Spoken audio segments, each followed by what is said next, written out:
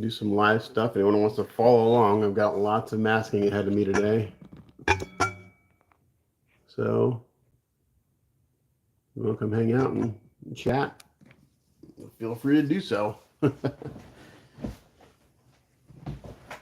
Get something going on in the background.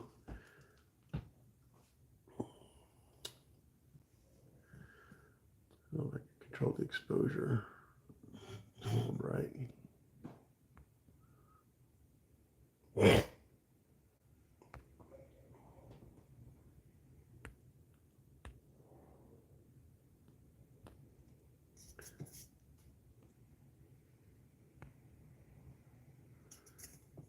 All right.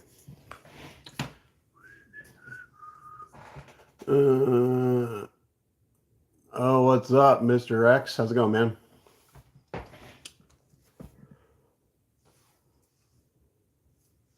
You don't want to hang out for 6 hours while I mask?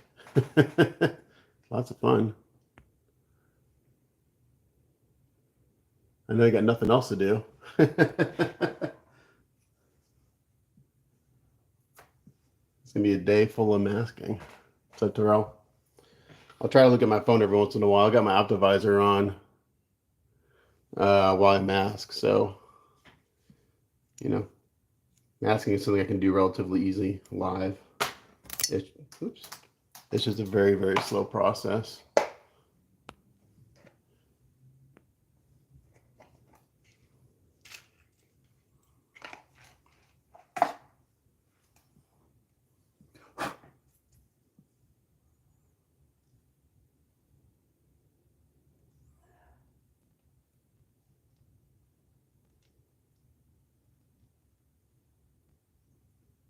Actually, if I have enough tape, I have to go hobby store and get more tape. It's hobby tape.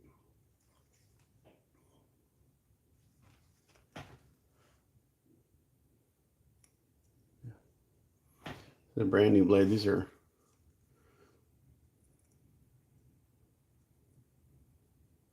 X-Acto blades have gotten to be shit. These used to be really good. Now they're crap. Where are my good tweezers? I don't know where they are. I keep losing tweezers. I don't know how that's possible. Yeah, I still print every once in a while. I only print for other people, so I don't ever print for myself. So what am I going to do with it? I don't have time to do anything with it. Yeah, that's a whole story. That one, that's I have some other ones, but that one, that was the first one I got, and then I bought a few others. Right now, I have a frozen Mega 8K, a frozen Mighty 4K, and a Saturn 2. But I only ever use them when someone hires me to print because, again, I don't have time to. I mean, I could print stuff. I could be constantly printing stuff, but what am I gonna do? I don't have time to do anything with it. Or if someone wants to hire me to print and paint something. So a bunch of a few of my friends who paint, are offering print and paint services, and I do that. But I don't get too many of them because when people find out how much they cost, they kind of freak out. It's really no different than buying a print from someone else and having it sent to me to paint. The only difference is I'm not doing the printing. But you gotta buy the print. So it's like buying a kit.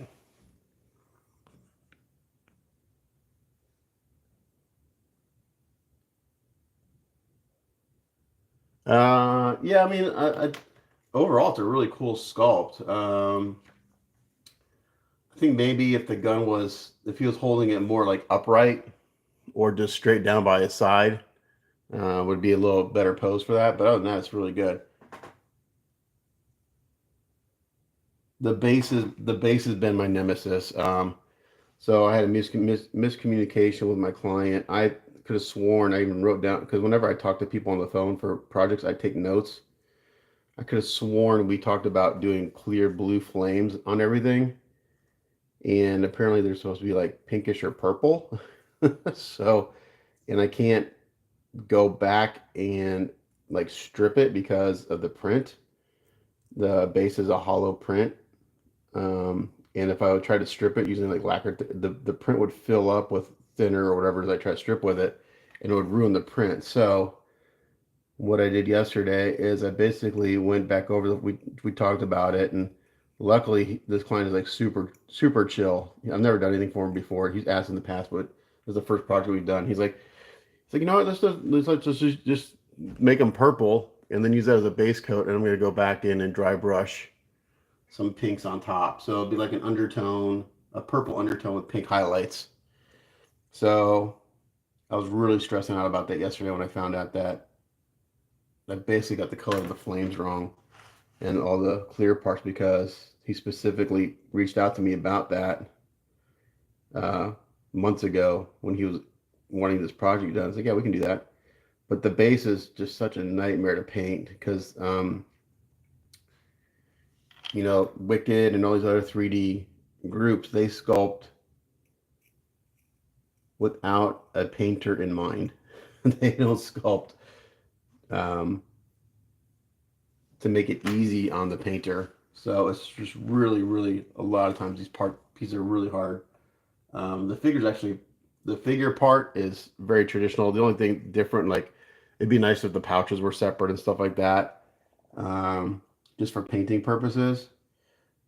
But the bases are a nightmare. The beast I did from Wicked, the base was, the beast himself. I think I got painted in like a day, but the base took me like 3 days, and it's because it's got all these flames, and all the flames are intertwined with all the mechanical bits. So,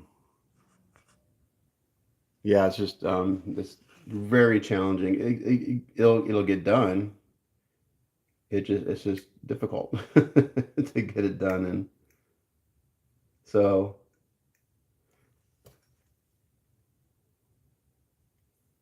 I kind of see a trend now, especially recently in this hobby, where you have all these custom groups and you got Sideshow and you got XM and all things, but some of these Patreon groups are putting out really good sculpts. So lately, I've been getting a lot of these prints, which I don't mind doing.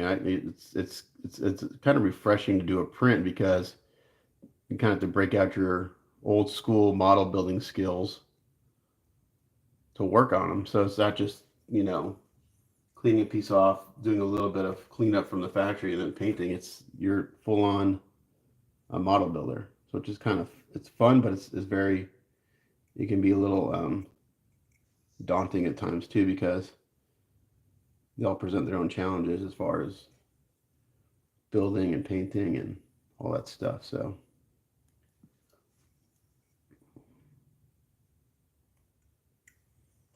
Mr. X chimed in for a second and left. It's like, see ya. So yeah, this is gonna just take a very long time to get this all masked.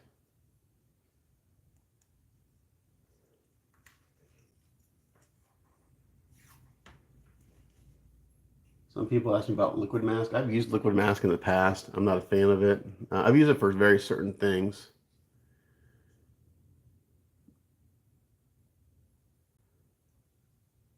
So the fit's actually really good. The keys are very loose. There's a lot of play in the keys. So when I'm doing stuff, unless it's getting glued together, like the legs I didn't rekey, those are pinned, glued, and he's solid resin from the boots all the way up to the waist. So the lower half is solid. I filled it with casting resin, and there's rods going from his legs all the way up to his waist. I left the torso hollow and the arms hollow and everything.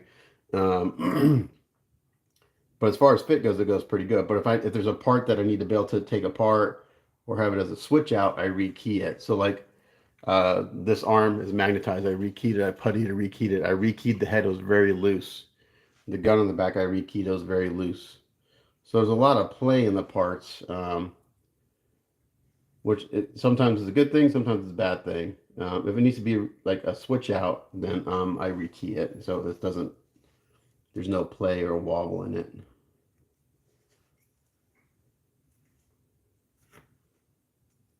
And again, that just takes time. It's not the end of the world. It's not really hard to do. I rekeyed a lot of things building models. It just takes some time. Thing is here is going here and I'm just making sure all these edges are sealed.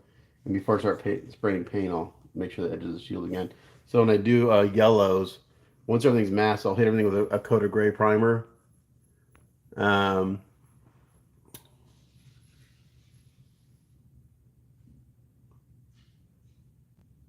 yeah, this will be, masking will be most of the day. My goal is to get the yellow done today. I think I can do it. So I got to mask the hands too. Um, and yellow's not a color you can hand paint. It just doesn't cover well enough. So like sometimes I'll cut in with the brush and do that and then do a quick mask and paint, but you just can't do it with yellow. It doesn't cover well enough. Especially going over blue, it'll just turn green. So yeah, so it's just an optivisor, a clean blade, fresh blade, and tape.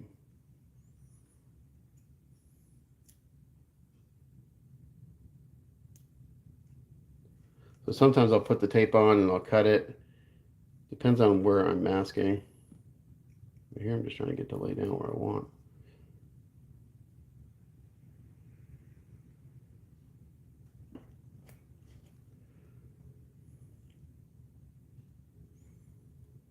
But I do, when I'm masking like this, I do wear an optivisor that way I can see that the tape's getting right where I want to. Now, that doesn't mean I won't have touch-ups in the end. I will have some touch. There'll probably be some places where I missed tape and there'll be some yellow where I don't want it. It's inevitable, especially when you're masking this much of a piece. It's like, this is worse than masking a, oh my gosh, can't think of the name. Ugh. Cyclops? Guys, is that right? The guy with got the laser beam mask on. I won't say Cyclops, but I can't, that doesn't sound right. It's my lack of knowledge of comics. But I think that's it. I really wish, so I'm on my phone and I have to keep hitting the chat button to see the chat, so it doesn't stay on top. If I had my computer out, I would be able to see it. But also I'm working, so I can't spend a ton of time chatting. So I'll look every once in a while, see if anyone's chimed in and try to respond.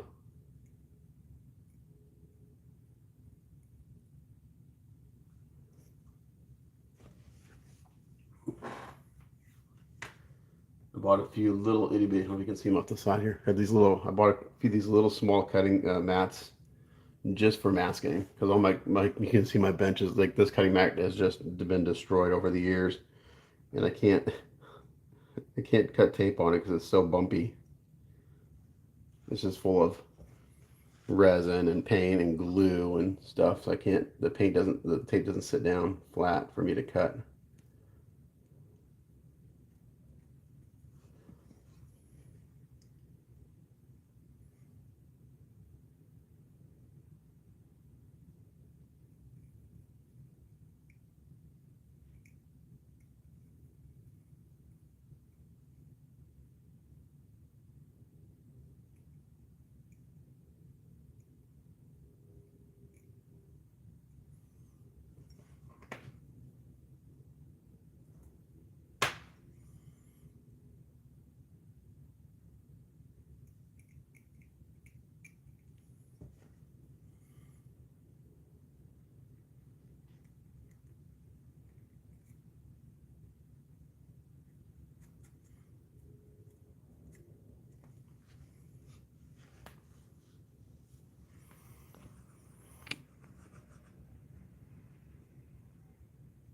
What's up, Raphael?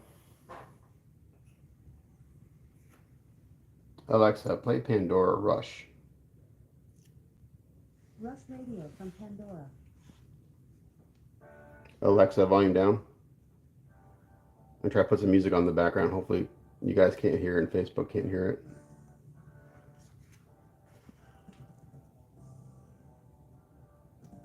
Not Facebook, YouTube.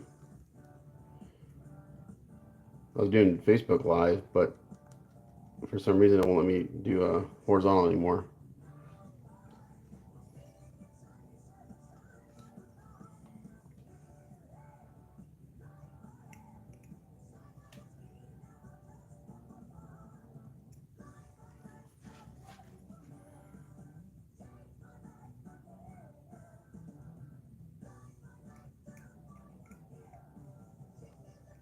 So there's a couple ways you can mask. Right now I'm kind of putting it down and cutting, but I'm seeing that my line isn't as straight as I want. So I'm just going to go back in with a smaller piece and clean up that one area.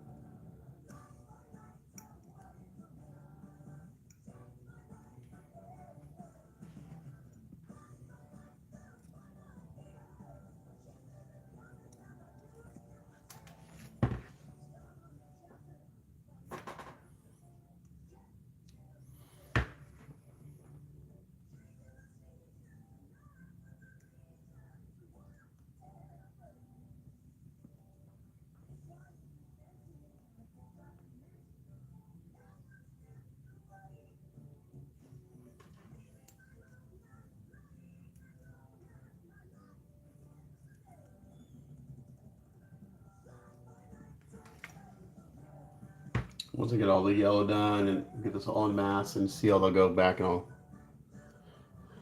touch up any of the blue along the edges with I've got a custom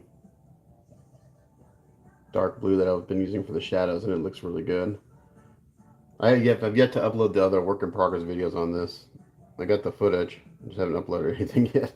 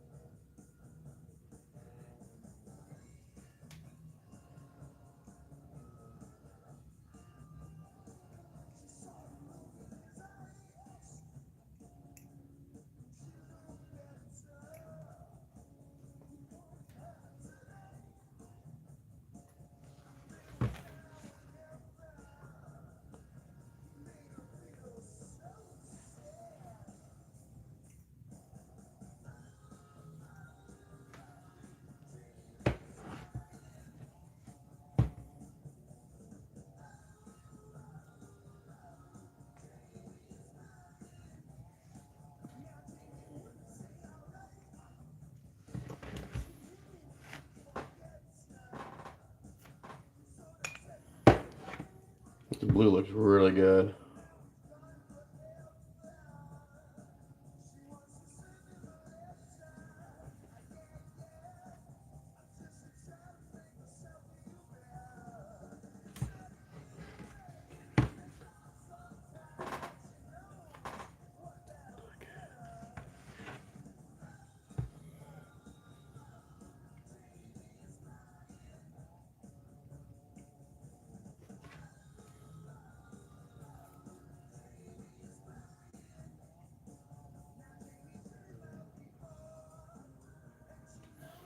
So yeah, I'm just gonna go in here. It seems to be just a little piece of tape.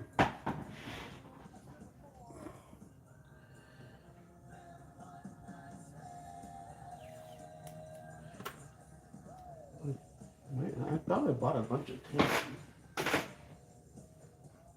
It's not. Need to order some online.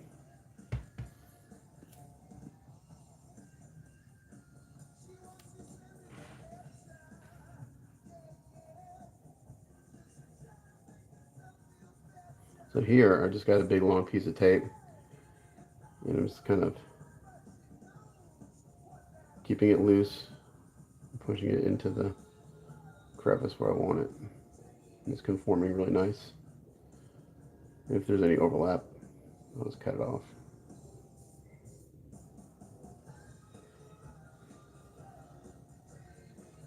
A little bit of an undercut there, so that's helpful.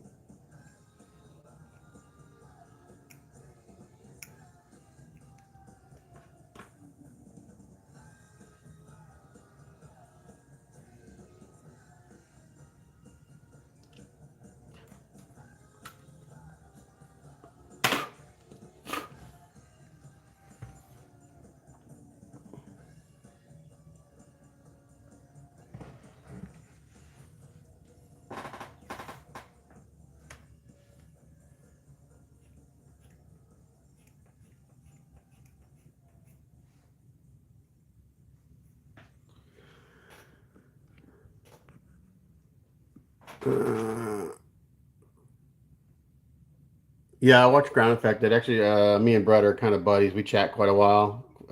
We chat quite a bit on Instagram. I'm not on Instagram a lot. He's more than I do. But I watch a lot of guys, and I've picked up a bunch of tips from Brett at Ground Affected, actually, especially for skin tones. I had that. If you watch him, obviously he uses that fairy flesh set for skin tones, and I started kind of using some of his stuff for flesh for skin tones, and just kind of using that in conjunction with what kind of I've learned and figured out, and my skin tones have gotten like a hell of a lot better. But yeah, I watch a bunch of other painters. His painting style is a little more illustrative, so which I really like. Um, he's got some. He's really good, and he paints fast.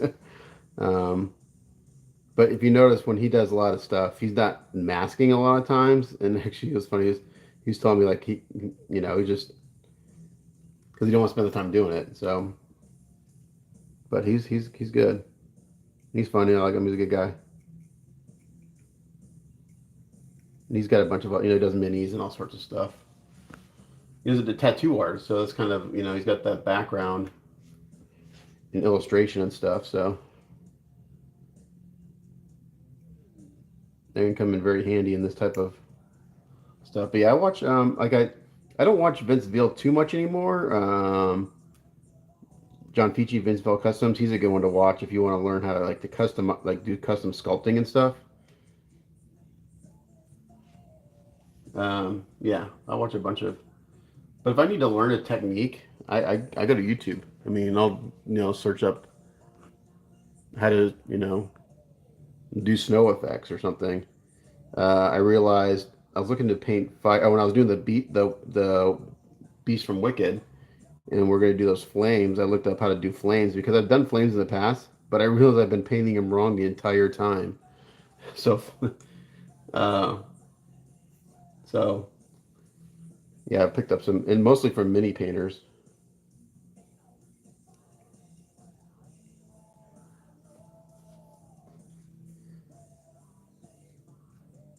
So yeah, you can take stuff from miniature painters and apply it to this big stuff, and vice versa. The kind of cool thing about mini painters is since they paint at such small scale, you have to force the contrast more because of the scale. The smaller the item, the more contrast and punch you need in it because you have to trick the eye into seeing the details because it's so damn small. You can't focus that close. Your eyes can't focus that close to something. So you're having to exaggerate the details with contrast and saturation and things. So yeah, I watch actually a bunch of mini painters. I've never painted a miniature in my life, but I would like to learn how to paint and use the techniques they use.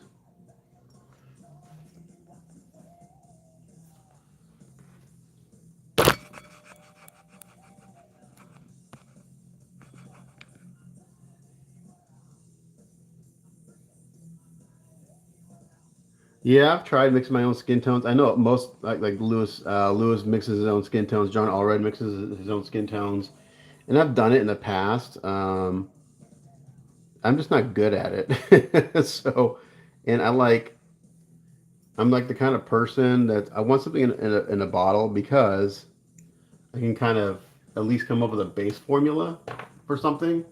And okay, this I start here, and I can adjust it accordingly. So like the Magneto I just finished a couple weeks ago, that client particularly likes really light skin tones, um, almost albino skin tones. So I just use that fairy flesh set, and I just basically started two values up rather than instead of using the darker tones, I started in the middle and worked and just used the lighter tones to get the base skin tones, and then just did my usual steps after that, and they look great. So it's like I like something I can repeat easily, you know, and then you can adjust colors and stuff from there.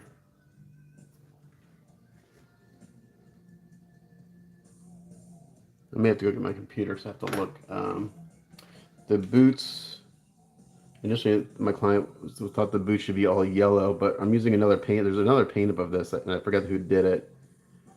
He did a really nice job on it. He did a smaller version, but I like what he did with the boots. They're basically blue, and he just called out some of the trim in yellow and black. So I can look at my reference to see what gets masked. I want to say this part gets masked yellow, and then the soles go black. I may do this strap yellow. Basically, all the straps go yellow. This goes yellow. Did he do this black? He did this part black, but I may leave that. I don't know. I gotta think about it.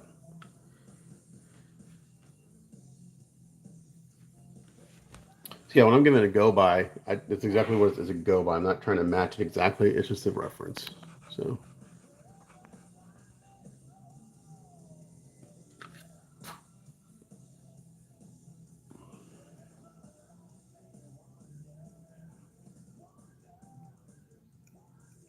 I use the back of my blade a lot, not the sharp side, but the dull side to push the tape where I want it, and then go back and seal it.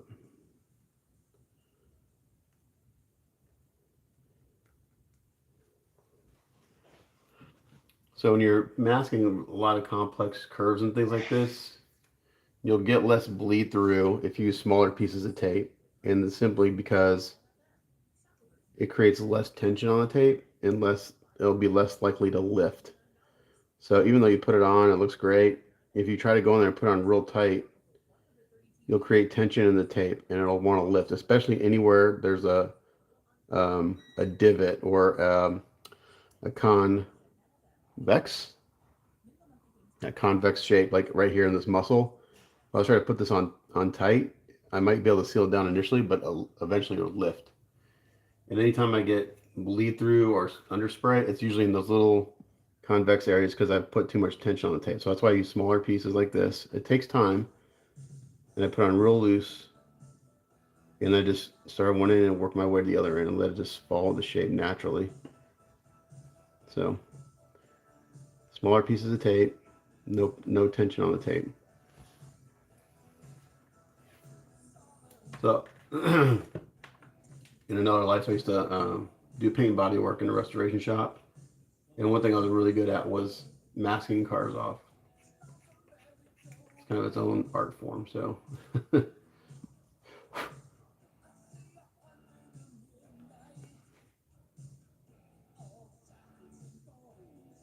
actually, do I need to?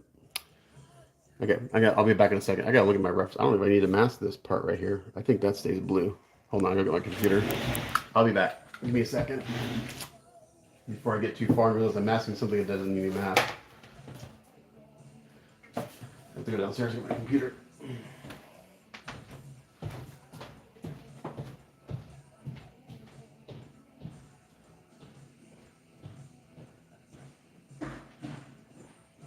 Does he still have a fever, Alex? Does he still have a fever? All right.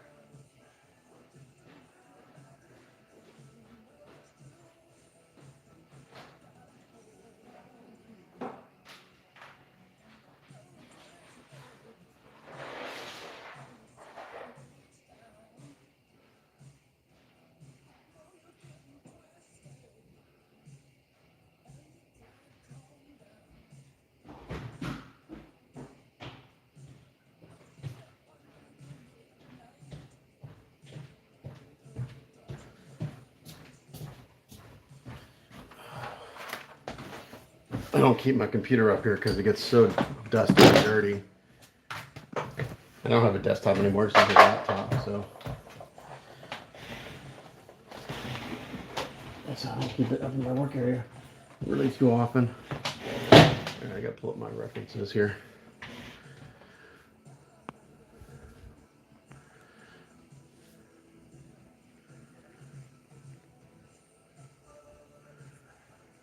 Yeah, I've been wanting to try the Createx colors too. I've bought a few. I've used a few of their paints and I like them, but I know their paints are good.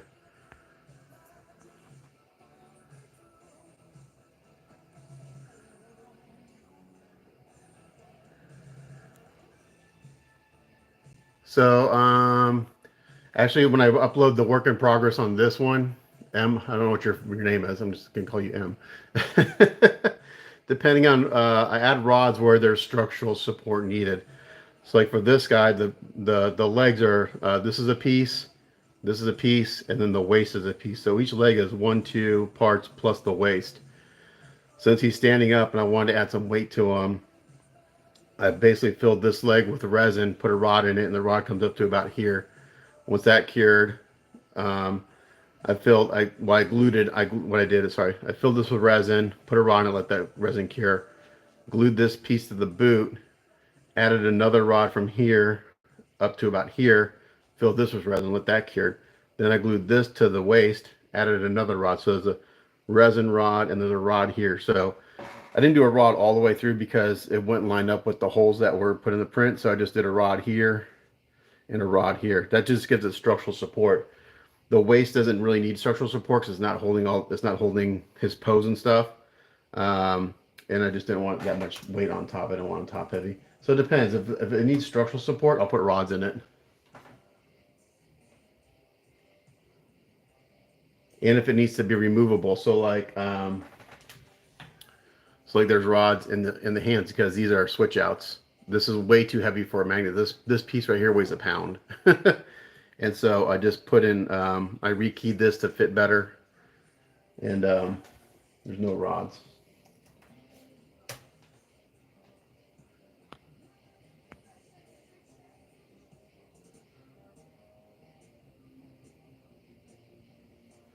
Okay, I gotta look at my references here. I don't want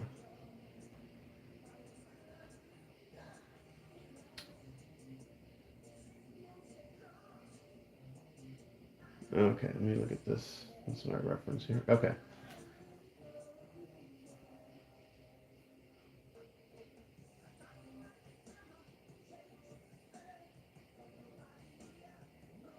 Okay. So, good thing I looked. Because, yeah, I'm going to go by this reference. And I don't need to mask around this part of the boot.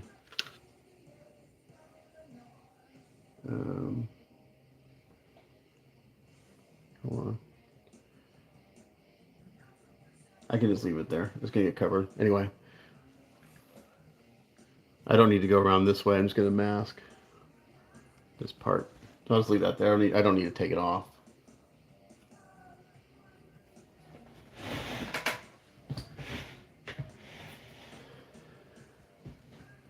Let me pull up YouTube. Let me pull up YouTube on my computer so I can maybe follow along better with comments.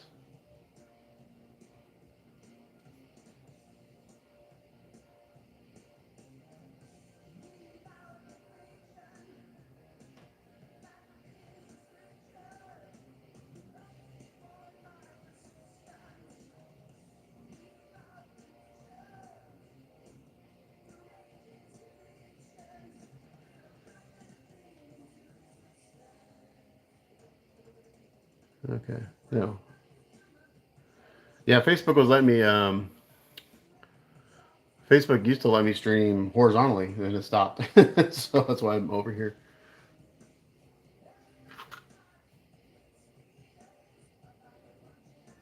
Well, I got my laptop set up here. Let me kind of get this.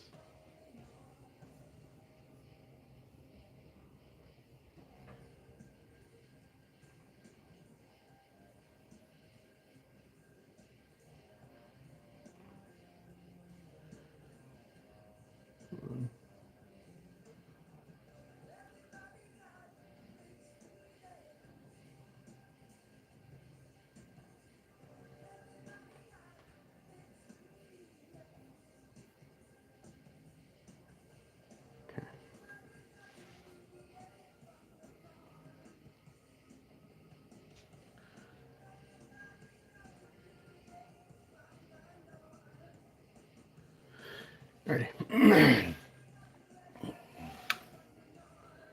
So we're going to do, okay, I'm going to switch gears here a little bit so I don't get confused on what I need to mask. Sometimes when I'm masking something that's complicated, I get lose track of what needs to be masked and what I don't have to mask. And then sometimes I mask things I don't need to be masked, and sometimes I don't mask the things that do need to be masked. So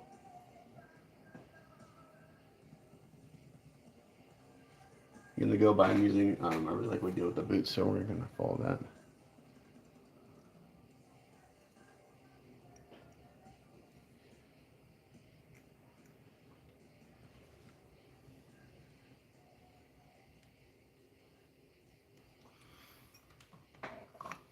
Yeah, so I'm going to be masking probably most of the day, so I won't broadcast. I broadcast for 5 hours last time. I don't know if I'll go that long because it just depends if people are interacting and asking questions and stuff. I take a pause and look.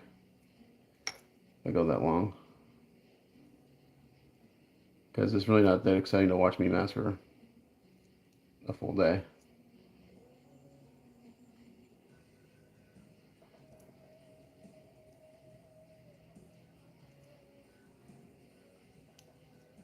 Come on, release. So this is not Tamiya tape. This is another hobby tape put out by Squadron, and it works. I'm just not. It doesn't work as well as the Tamiya tape. Like the Tamiya tape has just the perfect amount of adhesion for this stuff.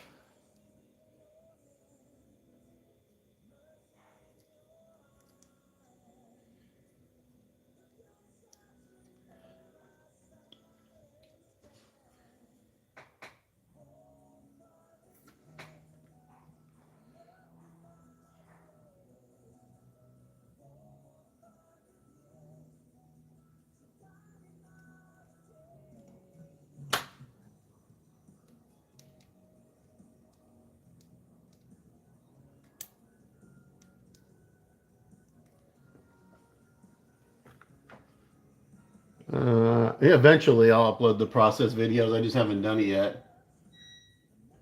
Most of them will be in the building process. So I recorded yesterday, painting the blue, painting the flames, which I got the color wrong, unfortunately. So I'm having to fix them. But luckily, my client is super chill. I had a miscommunication or misunderstanding of what color they're supposed to be, and since they're clear and it's a hollow print, I can't strip them. So I'm stuck. I was stuck working with what I put down. So I did clear blue, thinking that's what the color they had to be, and they're supposed to be like a purplish pink. So what I did is I went on top of the clear blue with some clear purple and made like a violet color, and I sealed those this morning. And I'm gonna just dry brush some pink highlights on it. So maybe a little off compared to what they're supposed to be, but we'll get them as close as we can.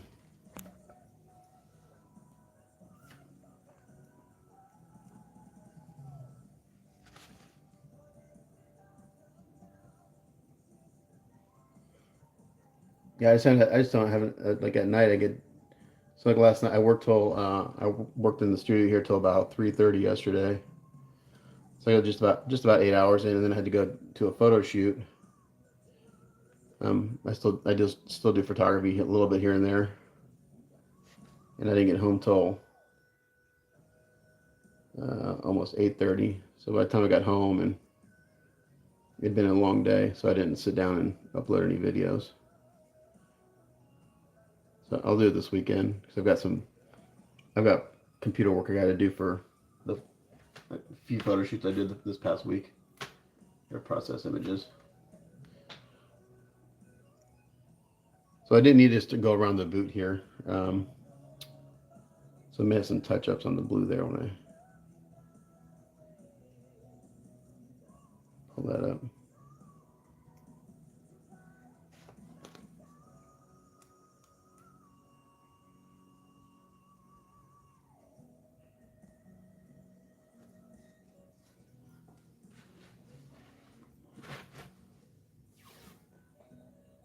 I think you guys can see my cutting mat on the back here. You can see what I do. I basically put out a long piece of tape and I just cut cut that into smaller pieces to work with.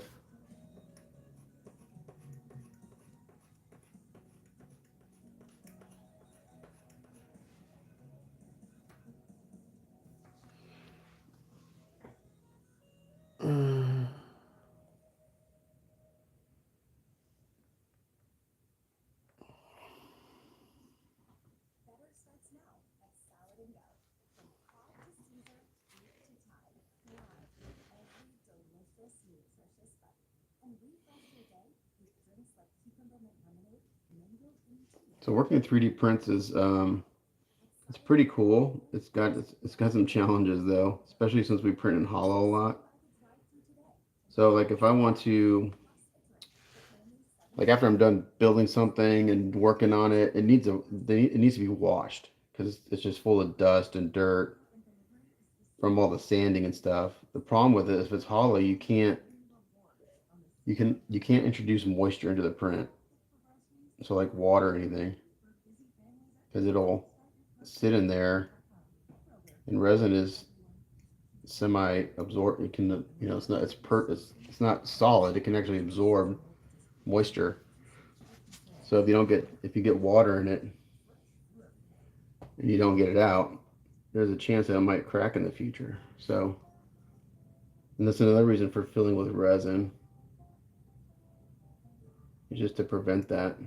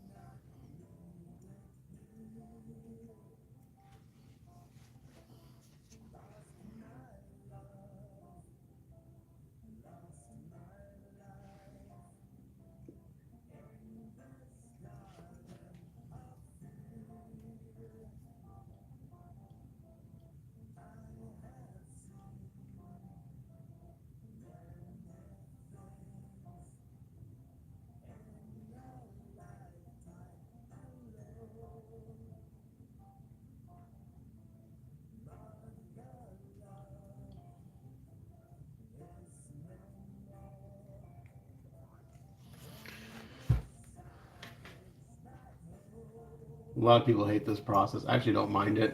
I find it kind of relaxing. I just kind of get in the zone and go, and it just takes a very long time.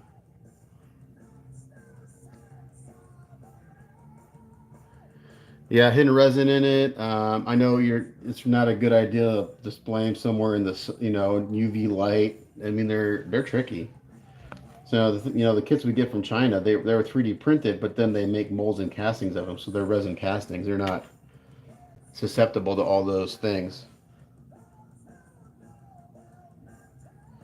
I remember when I first started printing, I was filling my prints with Durham's water putty, which worked great at the beginning, but about 2 weeks later they started to crack because Durham's water putty uses water to cure it. No one ever told me that that's not good. It would work on a hollow resin casting or a vinyl kit, but not a 3D print.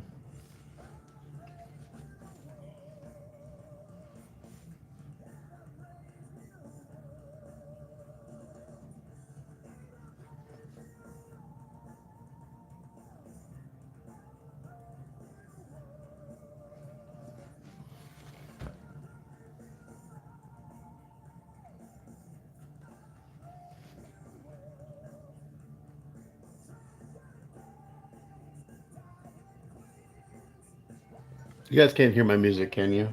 I hope not, because if you can, YouTube's gonna flag it.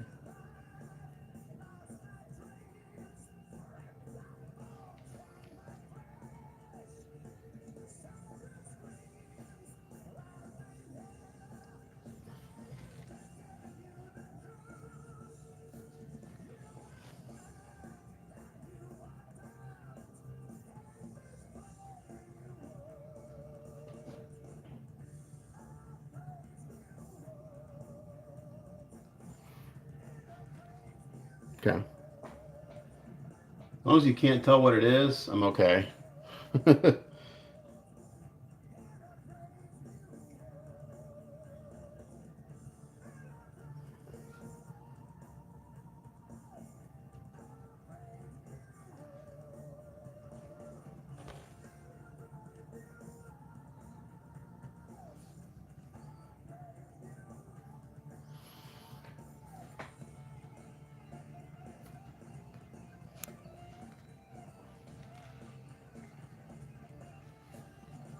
I think it's kind of dumb to get flagged if you're doing like a, I don't know, like my YouTube channel's not monetized anymore. It was, but they changed. I mean, I never made any money off YouTube. I think I've got some money in an account somewhere, a couple $100 from 12 years on YouTube. But I don't even know how to get it out. It's like some weird process. But my channel's not monetized anymore because I don't have. They changed the rules, so I don't have the viewership or the clicks or anything. So I think if your channel's not monetized, they should allow you to have music playing or use music. That's just my opinion. If you're not making a profit on the music, it's not hurting the artist. If anything, it's maybe just promoting them.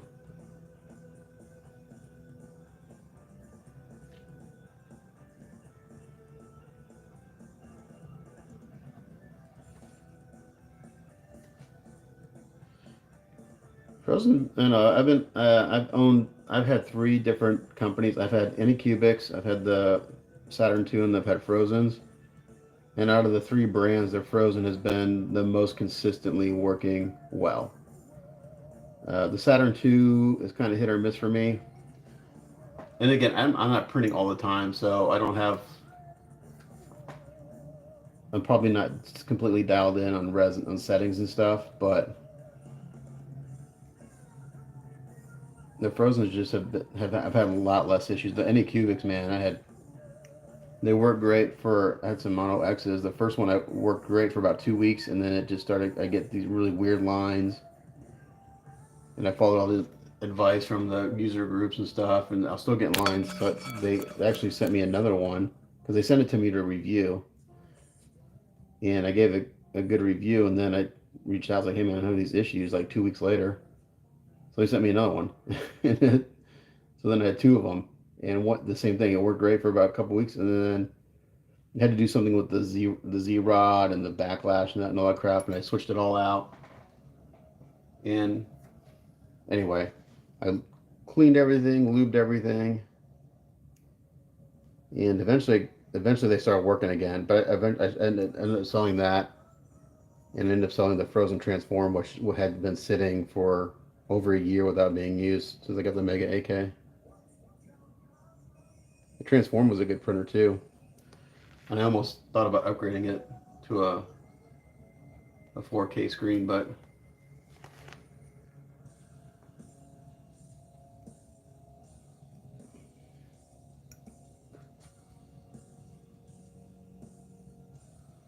so now this print, as I'm working on this, I'm looking at really, really close, like with eagle eyes.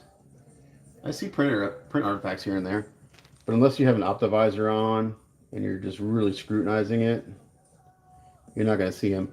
Even the stuff I get from China, like even it's rare, but even stuff from Onage, when I'm in here really close with an optivisor, I'll see print artifacts. So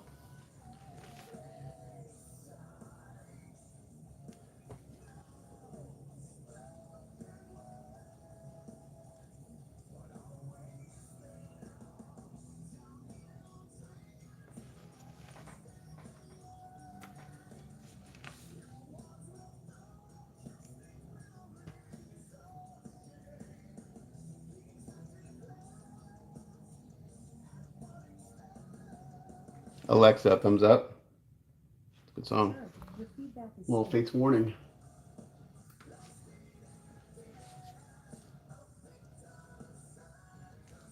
Alexa, what song is this? This is Nocturnal Light by Queen's Right. Oh, Queen's Right. It sounds like Fates Warning, which is one of my favorite prog bands.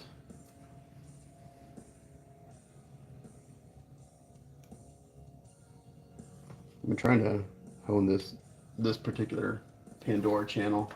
It's getting there.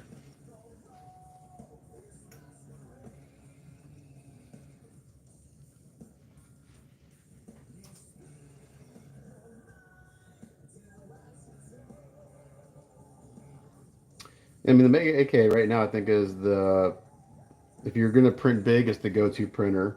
Peopoly has theirs, but it's not as big of print volume, and I don't think it's 8K. Now they're coming out like 12K screens, and to be honest, 12K between you're not gonna really notice the difference. I don't think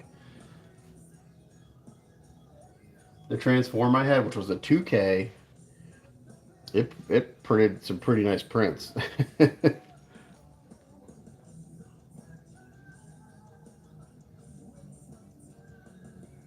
Okay.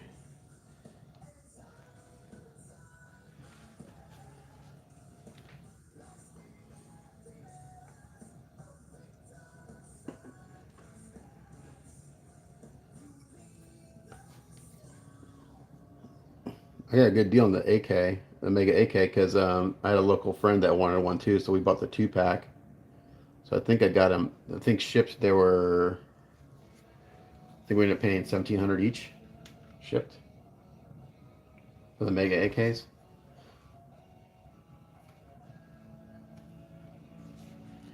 And the first time I printed a job with it, it paid for itself. So it was a good investment. Again, I'm not printing unless I'm printing for other people.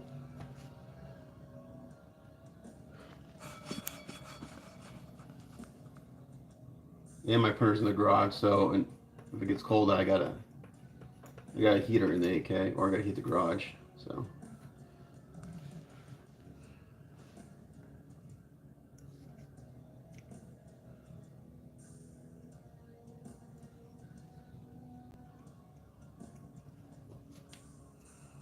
so it takes a long time on this masking is having to put my tools down, get a piece of tape, and put it on. That's what really.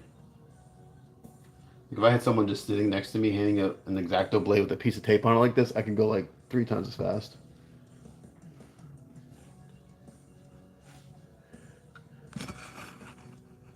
And I work on my lap a lot, so I have to move the camera.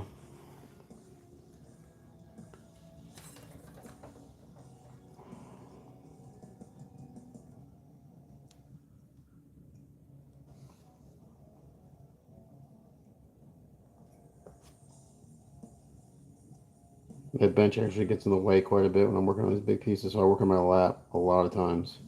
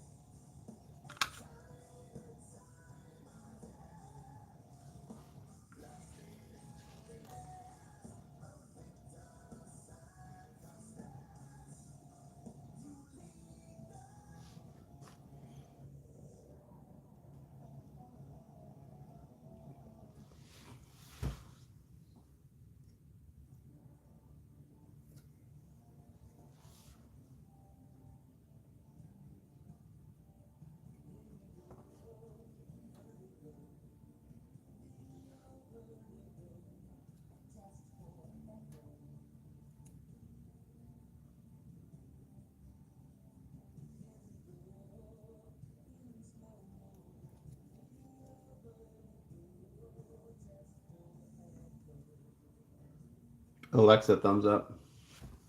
Sure, your feedback is saved.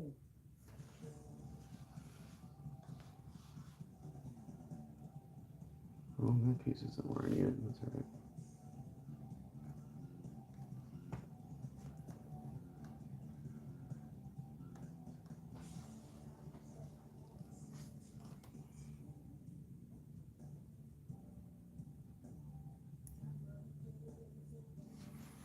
Oh man, it's gonna just take a long time for all this masking. Just a lot of details to go around.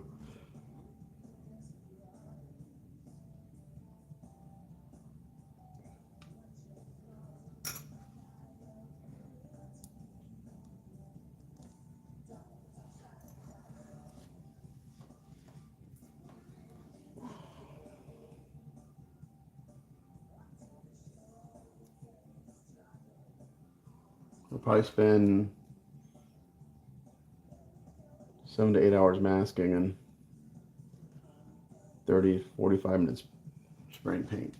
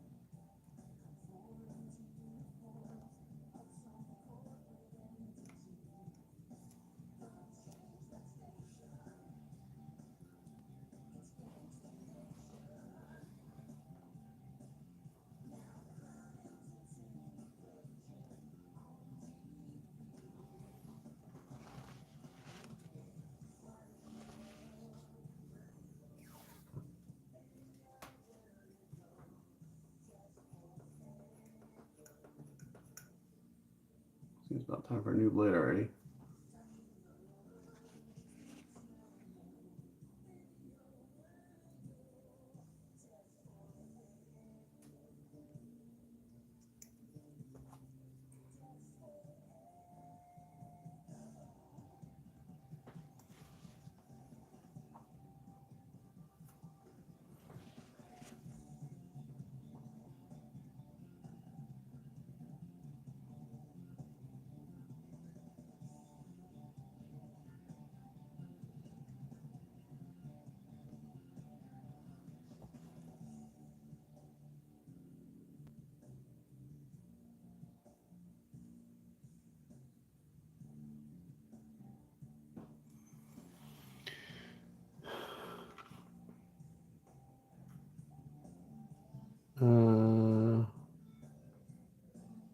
What kind of, I'm not sure the airbrush that is.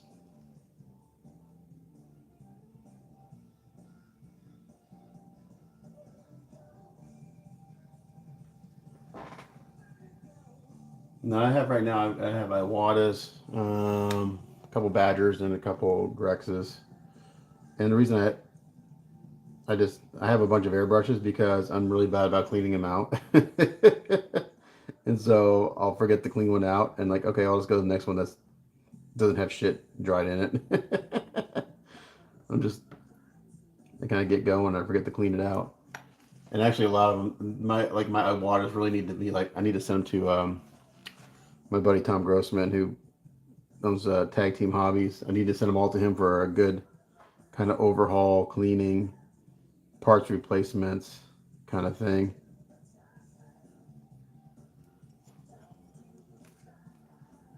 So I actually wanted to try the Mr. Hobby airbrushes, the Pro Boys, or whatever they're called. I've heard good things about them.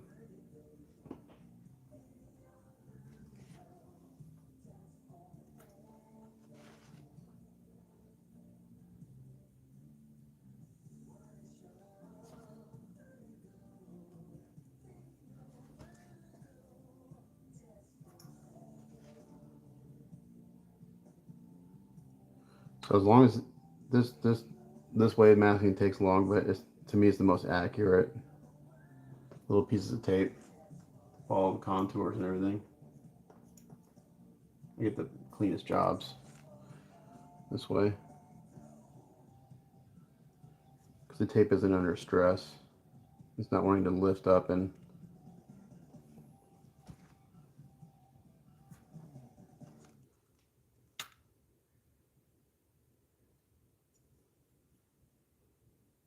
I also used to not mask with an optivisor on, but when I started doing that, my masking became a lot better. So making sure I'm getting the head right where I need it. Alexa, thumbs up. Sure, your feedback is saved.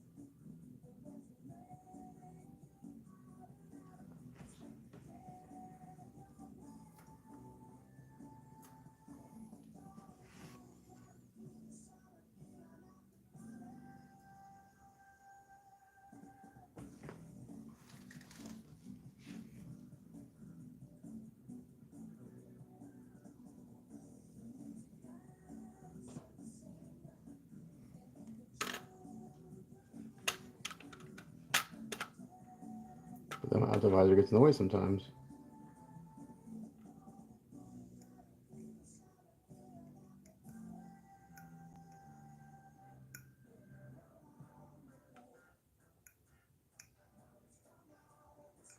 Come on.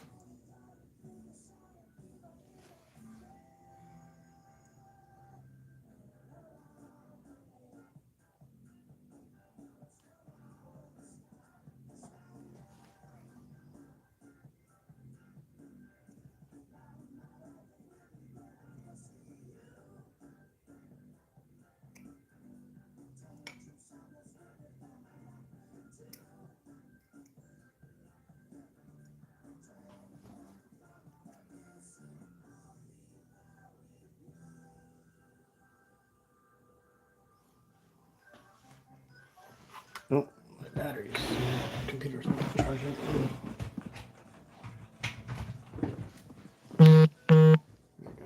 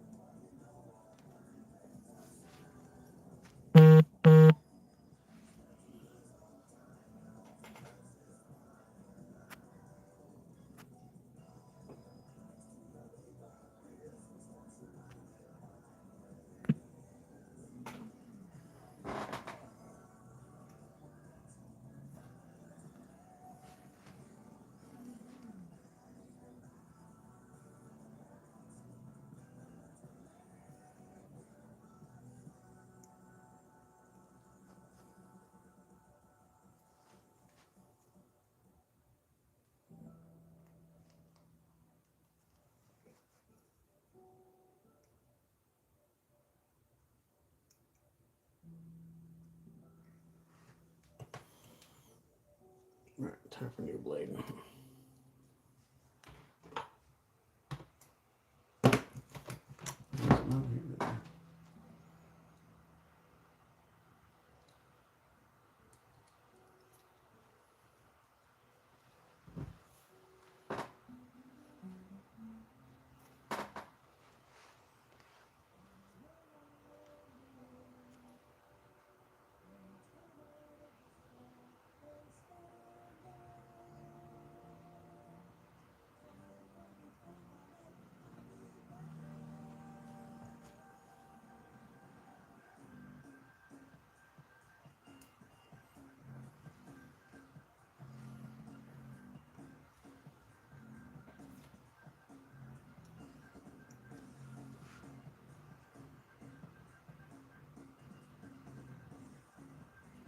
I got a mask behind these pouches and everything, man. It's kind of crazy.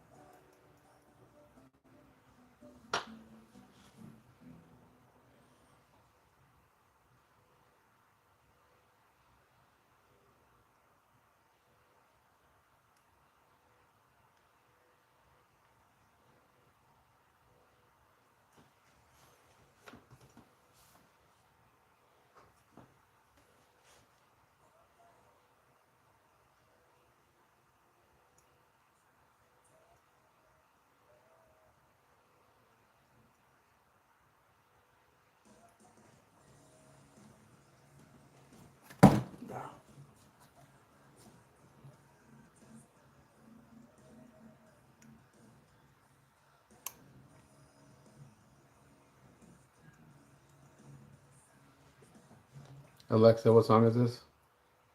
This is Our Father by Extreme. Alexa, next song.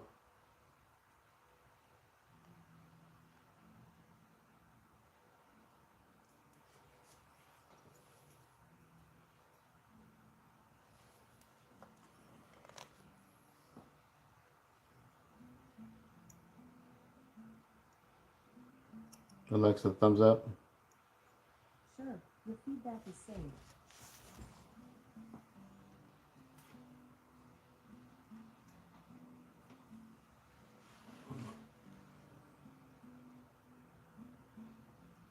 Let's put there to do this.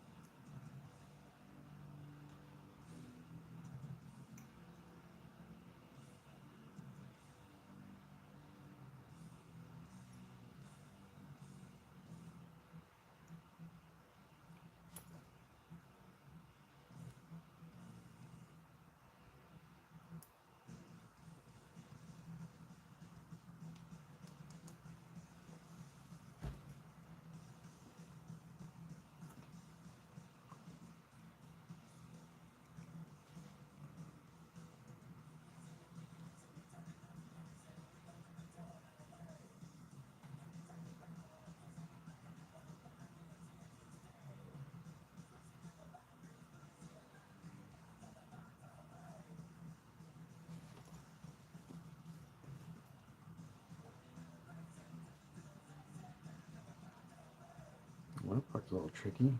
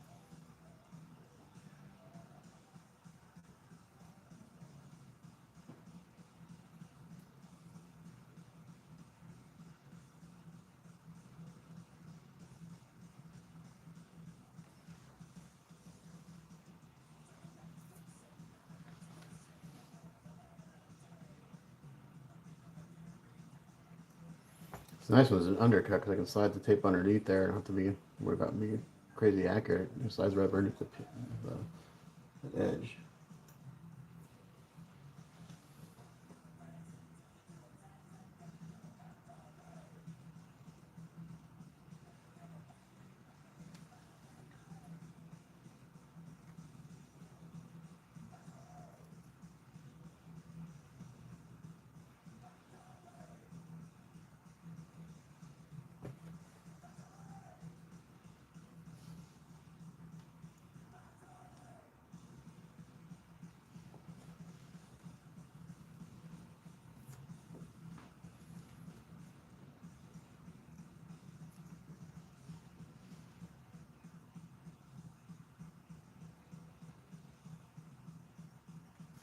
What I don't like about this tape is it doesn't release easily from my blade. Like, to me, a tape, I can put it in here and I'll roll my blade and it'll come off. This doesn't want to release as easily.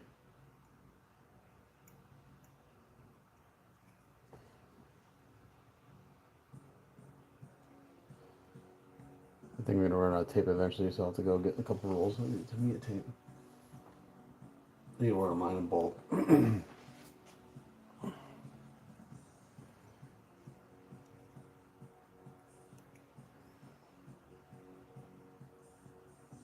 Hopefully, you guys, I'm in camera. I'm not even sure.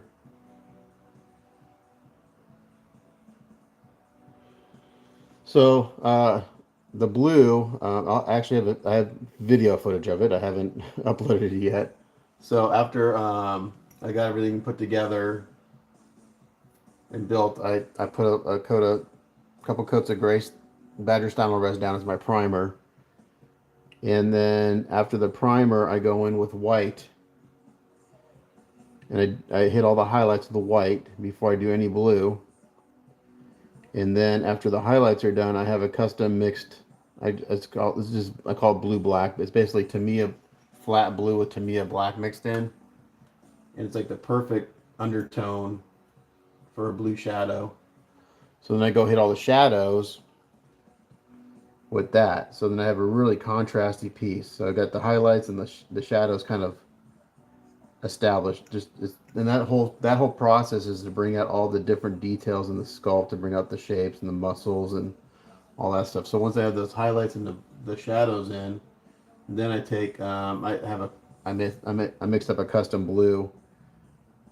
And when I mix a custom color, guys, it's basically okay. What blues do I have left over from other projects, and I kind of throw them all together and see what it looks like. And that's what I did for this guy. I had some blues left over from a beast and from a Superman, and I just mixed them up, and it happened to be the right color. So I don't even know what the mix is because it's a custom mix from other custom mixes.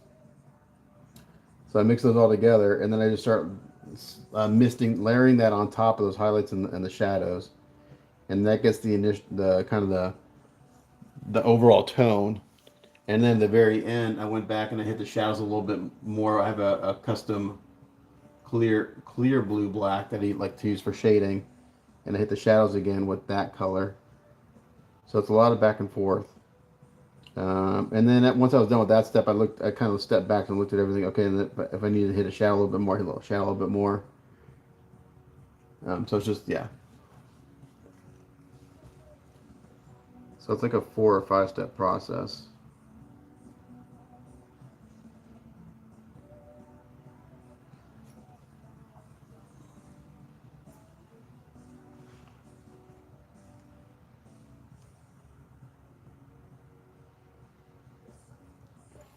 So this blue is really pretty. It's a nice vibrant. It's got a nice punch to it.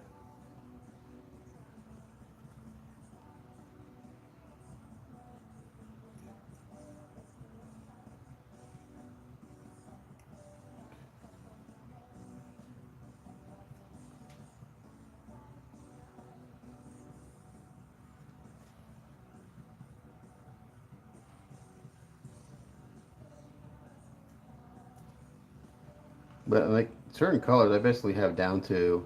I've got pretty good formulas that work really well. Blues, purples, even red. I've got red is a tricky color. But I've got blues and purples pretty much down. Like I know how to do those really well. And basically, I adjust the tones based on the shading that my client wants. If they want a little heavier shading, then I set the shadows a little bit more. If they want a little lighter shading, I don't hit the shadows as much. But I tend to like something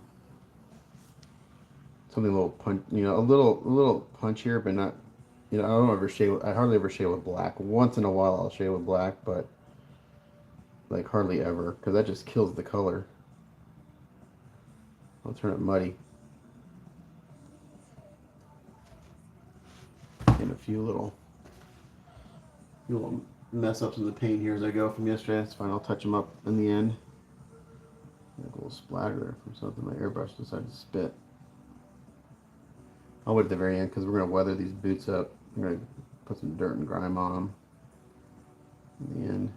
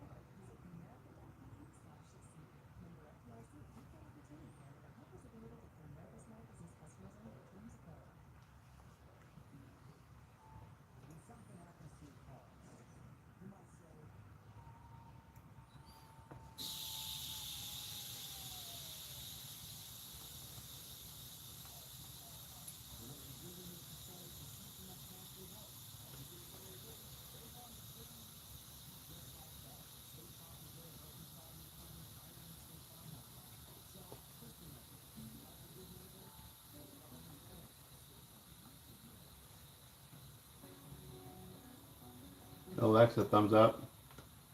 Sure, your feedback is saved.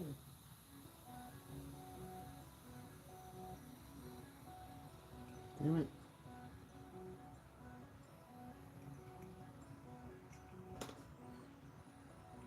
I got that set up. My blade hit the blue and I nicked it a little bit right there. In the world.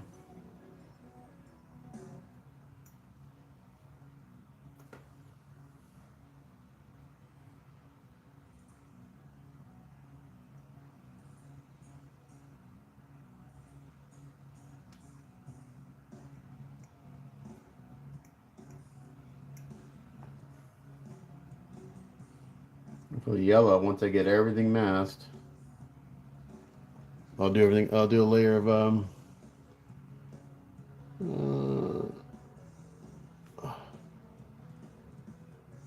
so I started painting. I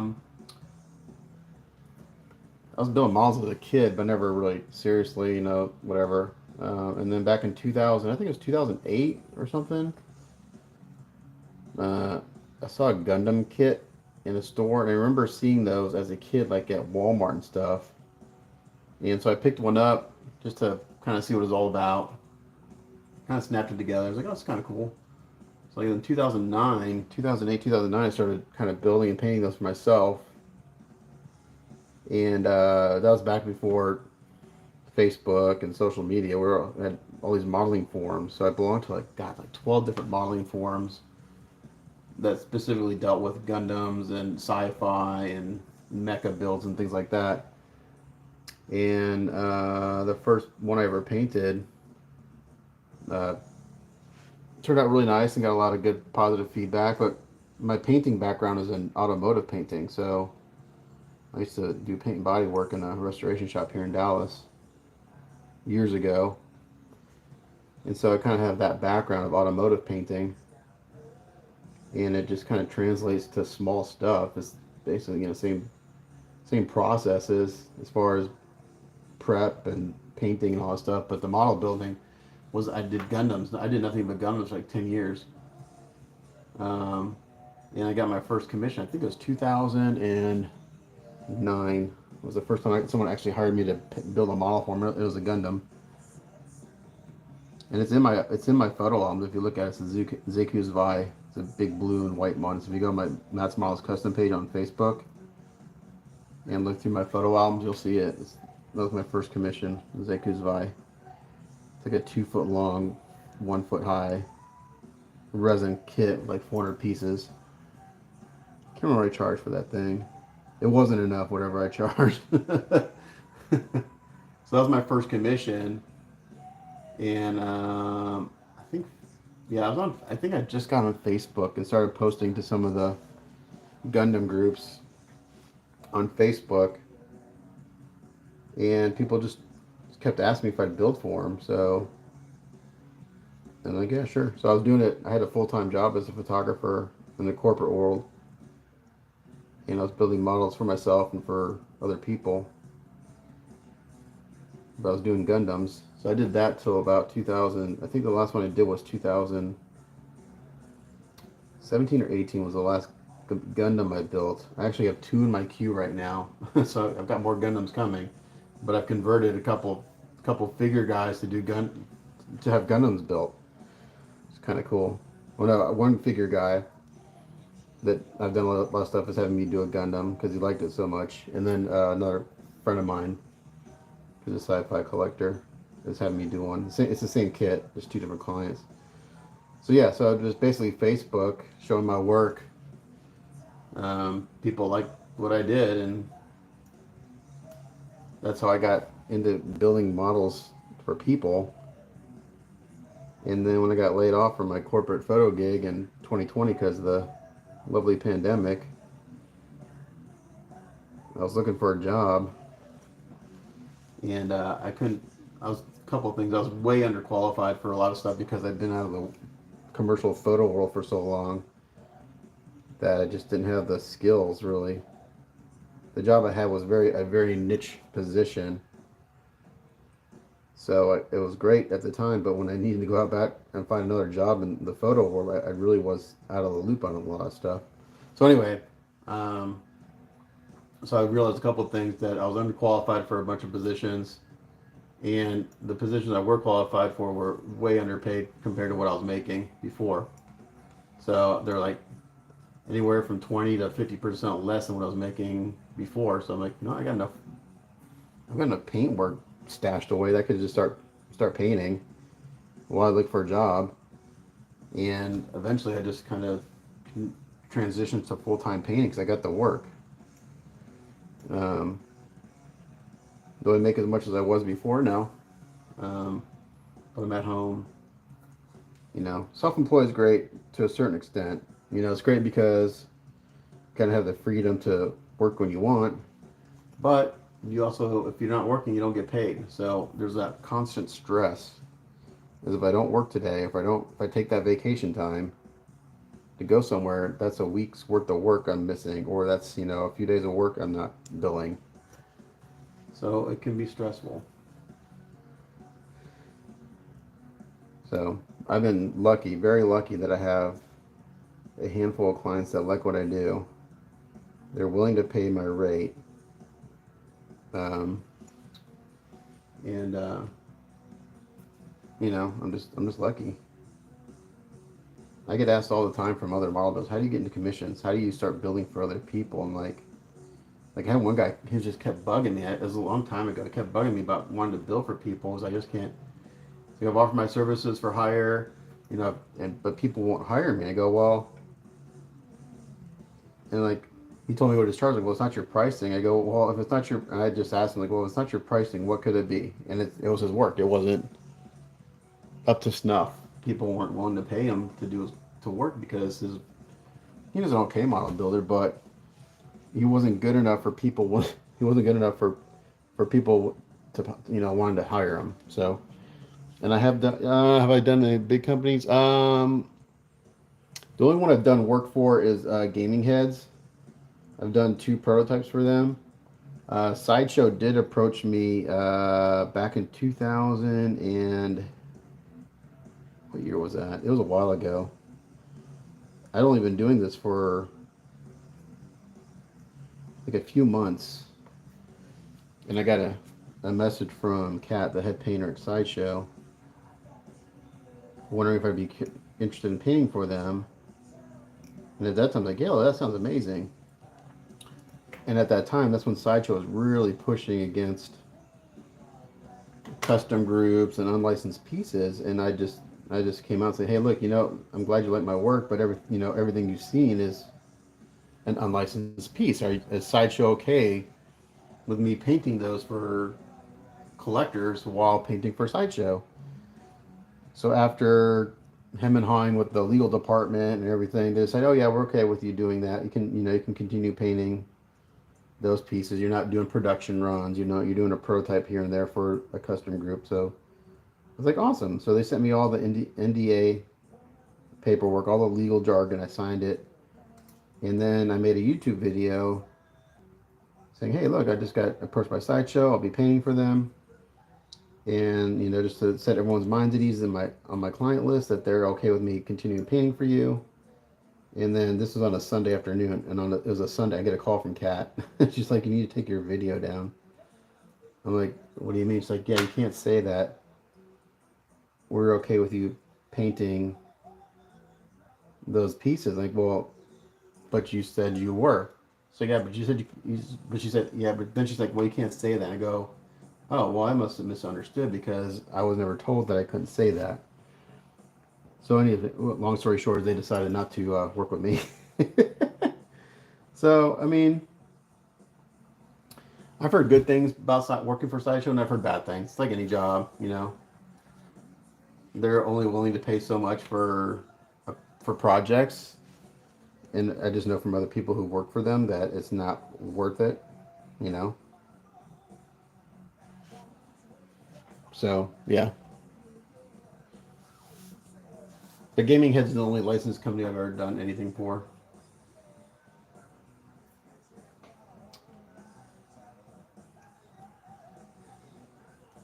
Oh my gosh! So look at all. So it took forever just to mask that little area to go around those two straps.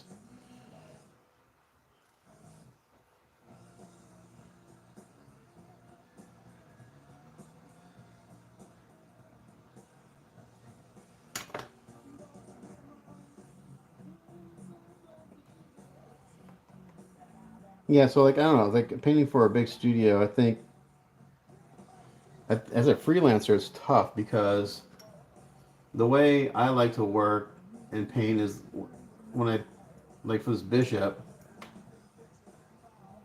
I'll paint a color and then I'll send it to my clients like, "Hey, approve this color." Once it's approved, I'll move on to the next color because I have to go through all this masking. And if I painted all this mask and painted the yellow and then they come like, "Oh, we don't like that." Well, I got to do it again. And from what I understand, Sideshow doesn't work that way. Basically, they give you a project, they give you the colors, the Pantone colors, and you start painting. And you get to a certain point, and you give them an update. Okay, Matt, this is where I am, and then they make changes. So when I was doing stuff for Gaming Heads, like I told them, this is what I do: is like I paint a color and I wait for an approval. I'm not gonna because if I keep going and you haven't approved something, then it's on me to fix it without any more compensation. Where if you approve something and then you go back and change it, then I've got documentation. Okay, well, you approved this color. Now it's going to take this much to go change that. So Sideshow doesn't do that, from what I understand. Um,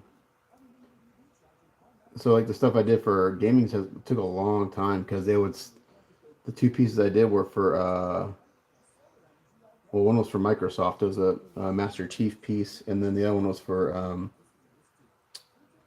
don't even know if I ever, and yeah, it did on their website. Was for Bioshock, and they just took forever to get done because they would have to send like Microsoft the latest images of what I did. They would have to approve it, and so on. So it just took forever. And if Sideshow only pays by the job and not by your time, and there's constantly changing things, well, then you're working for a couple bucks an hour plus the cost of all your supplies. So if I ever got hired like by a company, it'd have to be like as a full time painter with benefits and all that fun stuff.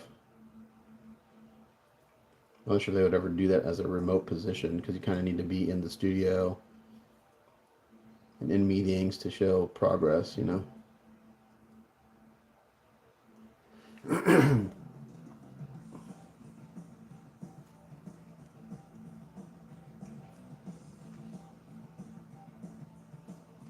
I had a producer a while back ask me about painting for him full time.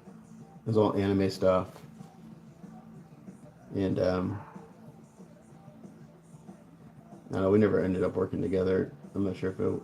I'm not sure it would have worked out because I kind of told him like this is the kind of salary I would want. So he's like, okay, that sounds reasonable. I go, but then I'd also need, all my supplies covered. He's like, what do you mean? He's like, well, if I'm painting for a company, that company is responsible for all the supplies. He's like, oh, yeah, it's a business expense. You can't give me a salary and it's like, oh, now we're going to take, $5,000 a year out of your salary to pay for all the supplies that you're using to paint our pieces. Yeah, it doesn't work that way.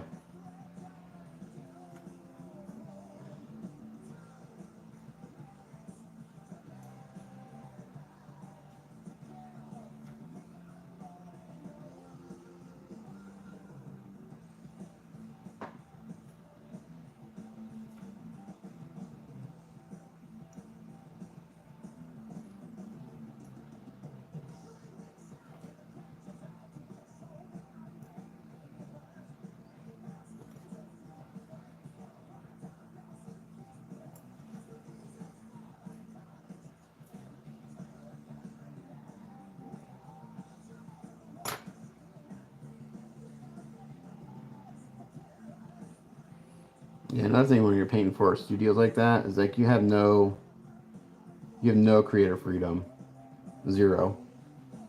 Uh, a well-known painter who I know did a bunch of stuff for Sideshow. He's like in all the years he did stuff for Sideshow, he had creative input on one thing.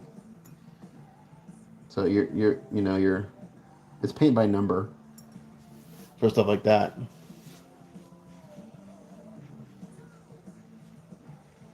So basically, what they do is they send you a 2D like vector drawing of whatever it is you're working on, and it looks like a psychedelic painting. And every color has a Pantone color related to that crazy color. So they give you all the Pantone colors, and you got to match the paint, and you paint that area that color. you know, so it's literally paint by number. So Sideshow puts out all these videos of them painting in the studio, and it looks like they have a lot of creative freedom, but I'm not sure if they actually do. I've actually picked up a few things from their videos, kind of techniques.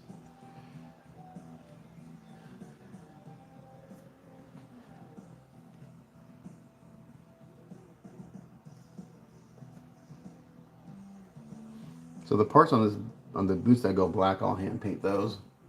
I won't mask those and paint. Yellow, I've got to spray. I can't hand paint it. If this is like a leather color or something like that, I'd hand paint it. But being yellow, I have to spray it. So it just doesn't cover to do the shading I want and stuff. So we got a mask.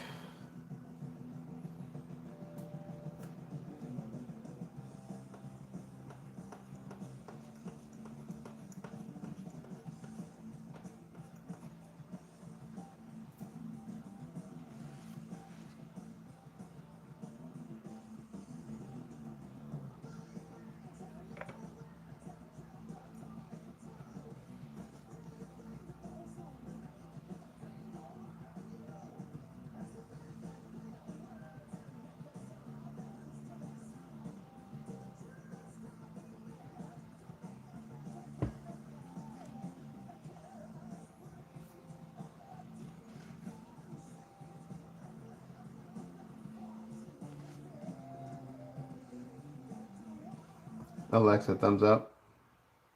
Sure, your feedback is saved.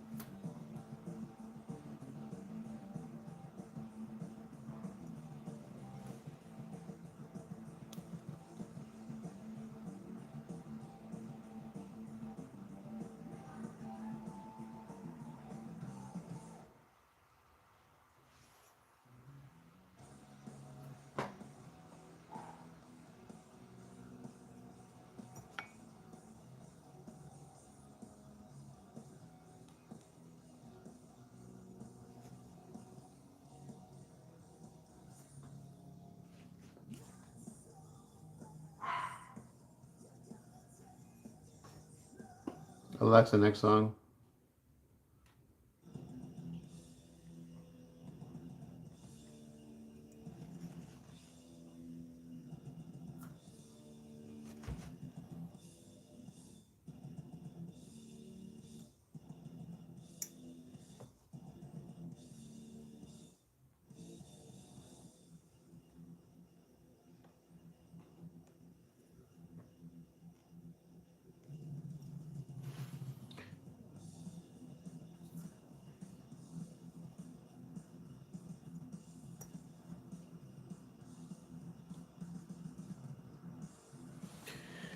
Okay, those are masked.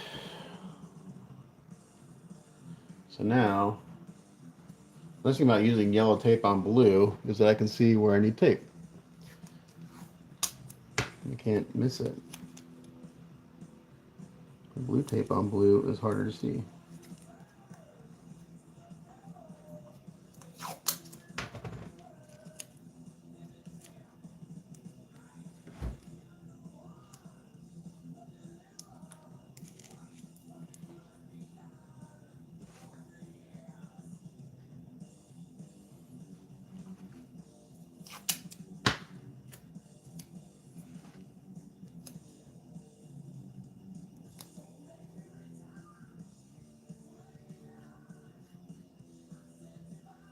You know, when I'm masking, I take my time. I'm constantly just looking at my edges, sealing, and even then I still miss things here and there. But it's just being really conscious of what I'm doing. Nothing worse is that you spend all this time masking, like you like have a big, oh, I missed something major. Then you go blend paint or touch it up.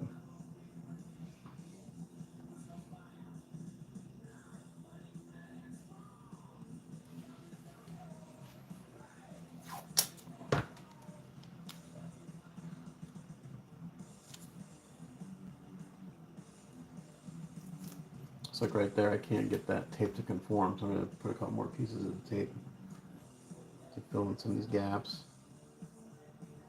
I can also, it's like right here in this little part of the boot, it's hard to get tape to conform to that shape, so I'm just going to actually throw some silly putty in there.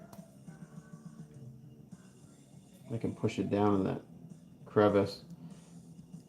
That way when I spray, I don't get any spray up underneath the tape, and I can just come over and mask over it like that. So the silly putty is sealing the edge, and then I'm just using the tape to kind of get the rest of it.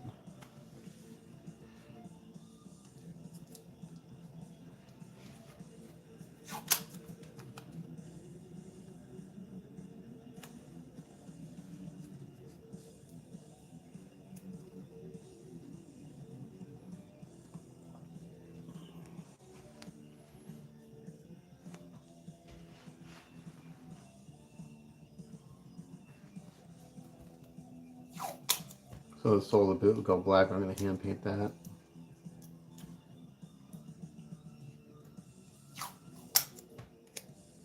So I don't need to mask that part off, I just need to make sure the blue's covered.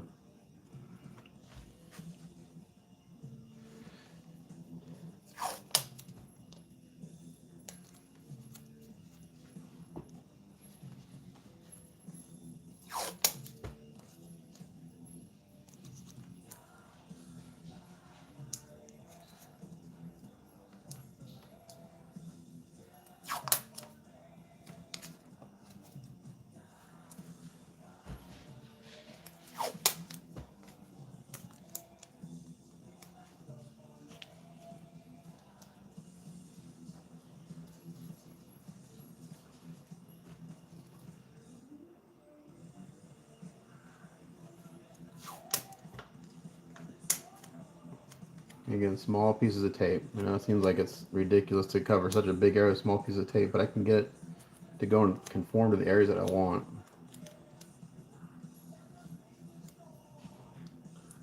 And this painter's tape is not flexible at all. It's a lot of times I'll go in like it's wanting to lift right there, so I'll do a relief cut on the tape, real small like that, release the tension so I can go seal it.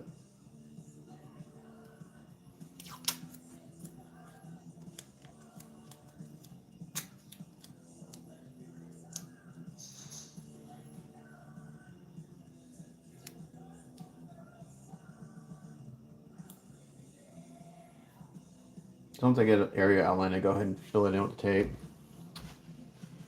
And that just lets me know that that area is done.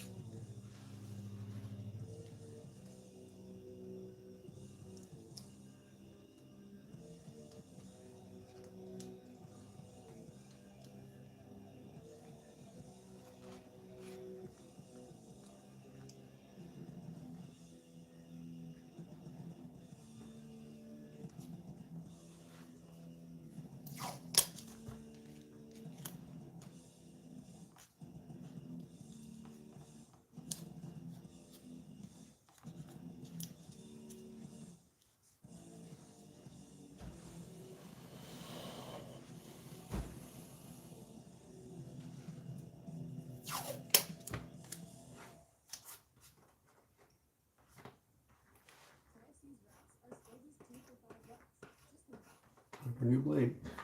It's pitching.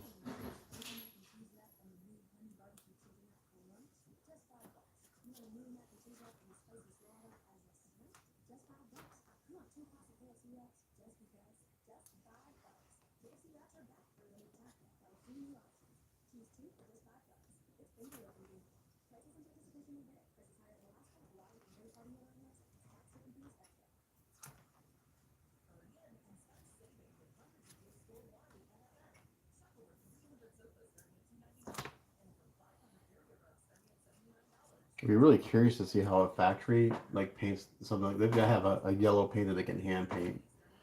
There's no way a factory would spend this much time masking all this stuff off. I don't know how they would do it.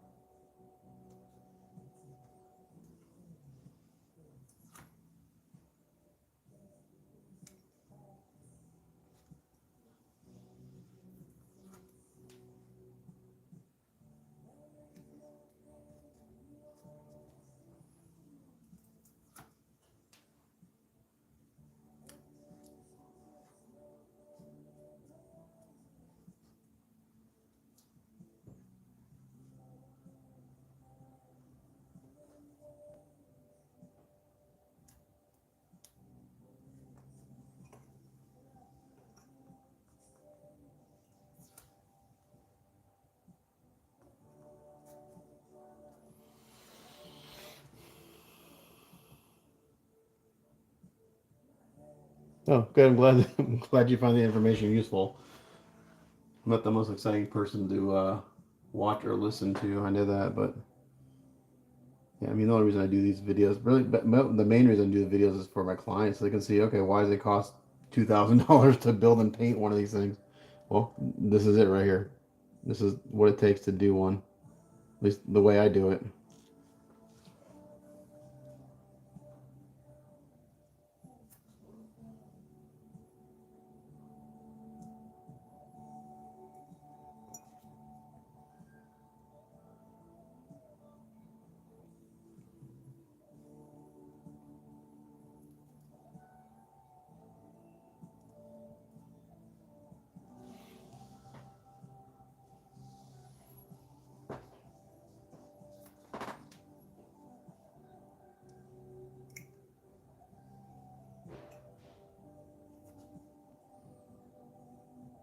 So if my client wants to go back and watch how their piece was done, they can. Some of them really don't care. This particular client, his wife is actually starting to paint a little bit. He's like, oh yeah, we watch your videos on how to. She uses your videos on and learns how to paint. I'm like, cool, go for it. You know, John Williams, his wife has been painting, started kind of painting a little bit, and she's like, can she ask you questions? Yeah, feel free to ask me questions. I'm not threatened by teaching people what I do because most of what I've learned, what I do, is I've learned from others too. So it's like, there's no secrets. It's just the only painter I ever come across that just refused to tell me anything was and he's kind of defunct now, is Soul, SSOL. He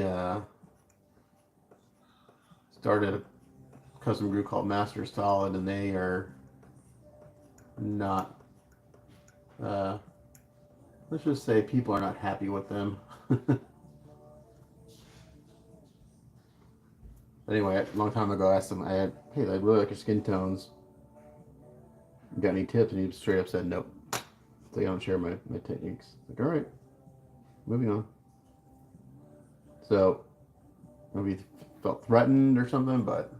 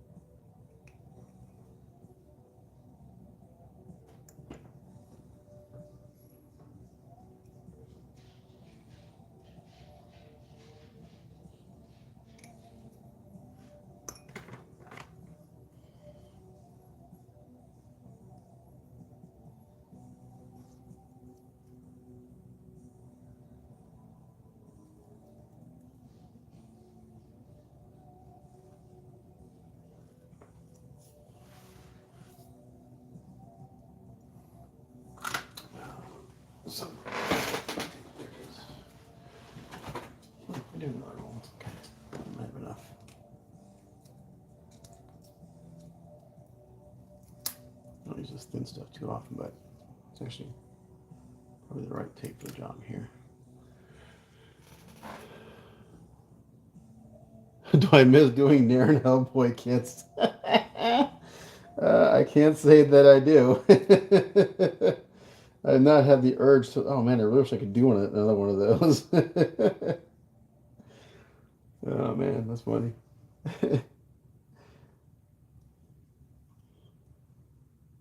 I mean, I wouldn't mind doing more. I don't have the desire. I'm not like, ooh, does anyone have a Nair and Hellboys that they want done? I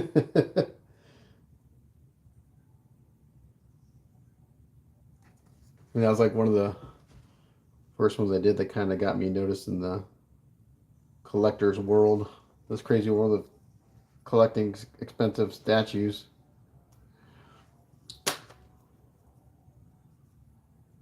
I'm trying to think the very first one I did and posted where people were like, oh, that looks really good. Do you paint for other people? It wasn't the Nair and Hellboy. The Nair and Hellboy was actually the first piece I was ever commissioned to do by someone who was used to be very active in the collecting world, but is no longer. I don't know. I hate to bring up people's names because I don't know their situation, but Leo DeSantis, he was the first one to commission me to do one of those. And as soon as he got it, he promptly sold it. So it's pretty funny. That guy cracks me up.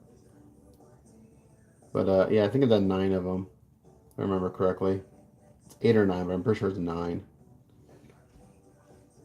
It's a great kit. It's a great. To me, it's still the best sculpted Hellboy out there. Yeah, I think Captain America, the Alpha 3 Captain America was the first one I did. Um, that's why I want to say that too. I think the Alpha 3 Captain America was the first one I did. And I think after that it was the Bushi Collector Thor that I did. Those were like the first two, and I did them for myself. So those were personal pieces that I did. And then after that, I think I did the Naren Hellboy, and then the Maddox Hulk was my second commissioned piece ever.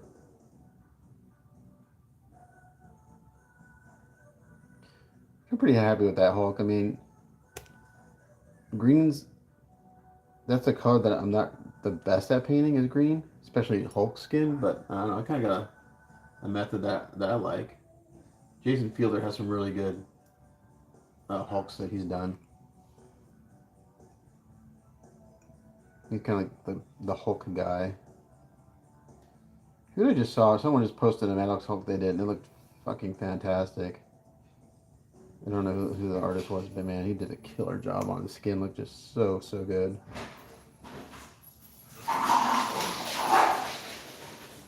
That's my dog's going crazy in the background.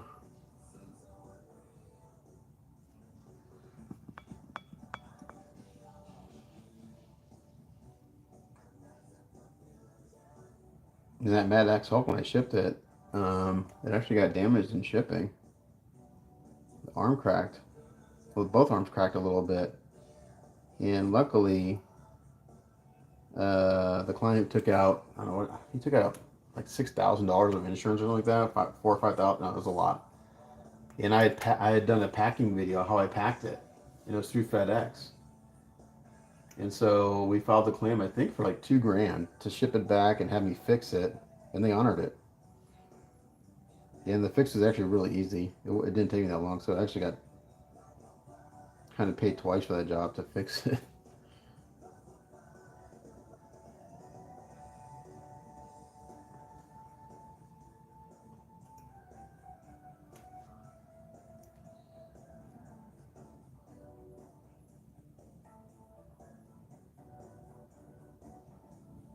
So this little thin tape is Tamiya tape. The other tape is, I think, Squadron. But the Tamiya tape is the best. Man, it's expensive, but man, every time I'm like, oh, I'm going to try a different tape. To me, it just works. It's so good. The only tape I don't use there is they have this really fine line vinyl tape that I don't like. It's meant to be able to stretch and do curves, but it's not quite sticky enough to do that and hold it for a long enough time.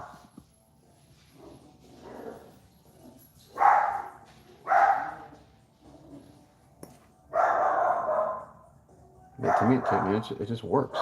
It's really fucking good. It's funny. Other people who kind of follow me and then pay attention to what I do know more about the stuff I've done than I do. I got there's a guy who I don't know him personally. I just know him through Facebook. Rob, who's a kit builder.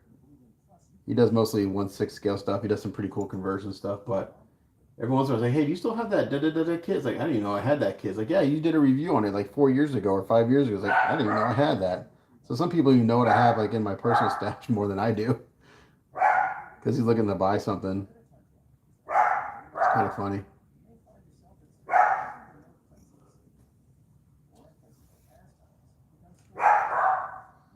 Coco, shut up. Dog's barking at a squirrel or a shadow or something.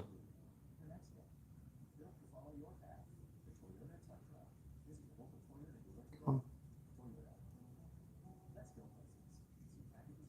Oh, come on.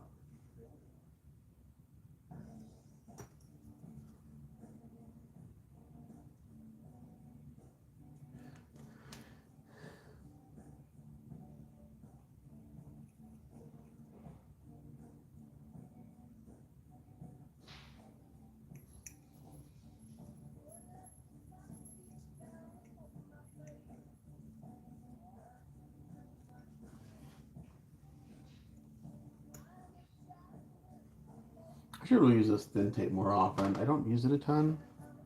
I To be honest, I don't know why I don't use it more often. It's pretty good. So the crossbone kit. So I had two of them. You know, I had the one that they sent me that was completely glued together, and they sent me after I bitched enough. The producer was really cool about it. It was the factory that was giving them a hard time. I won't mention the factory because I'm not a huge fan of theirs, even though they've actually produced some of the cooler pieces out there. Um, so they sent me all the like. They sent me a bunch. They didn't send me a full kit, but they sent me basically like 90% of another piece that wasn't glued together. I sold them both. So I go to don't know if I'm gonna go this year, but there's a an IPMS model show in San Antonio, which is about I remember it's like a 4 hour drive for me to go. Anyway, I've been going the past like 3 or 4 years and just taking personal stuff that I'll never build or paint, and I took them both last year and I sold them both. So I think the one that was like glued together I sold for like $300. And the other one I think I sold for whatever I paid initially for the kit, like 700 or 800. For the kit, the price on that kit was crazy low for what it was. I mean, it was a huge piece. I think the kit price was like it's like $600 or $700 if I remember correctly. I don't know. It was really low for the size and everything. It was a cool piece. I still have a few pieces here that are mine that I wouldn't mind painting for people.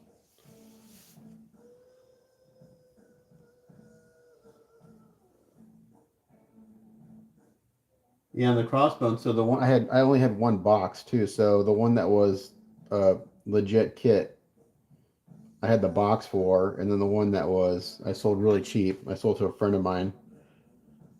I think I charged him 350 plus with shipping that or shipped. Basically, I just wanted it out of my work area. It was just taking up a lot of space. But I've got like on my floor here, I've got a quarter scale onslaught that I got from Icebreakers that a couple of people have been interested. I don't know if I have the box for it, unfortunately. And I've got a quarter scale Hulk. It's got like four heads. Can't remember who the producer is. I got the boxes for that up in my attic somewhere. But they've been sitting here collecting dust for 4 or 5 years. I've got another quarter scale. Oh my gosh, what's the name? Age of Apocalypse. Shit, what's his name? I can't think of his name. The big dude. I've done two of them. I've got my personal kit here. That one of mine. I like it. Actually, I painted that piece. Wouldn't mind painting and selling.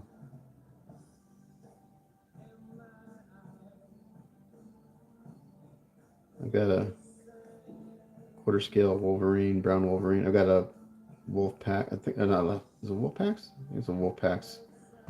Yellow Wolverine. I wouldn't mind painting and selling. Some of the stuff I own, I want to paint it, but you know I don't collect. I don't have room to display. And like some people don't understand like why I don't collect. Well, first of all, I can't afford to collect. As yeah, Colossus. There you go. I couldn't think of his name.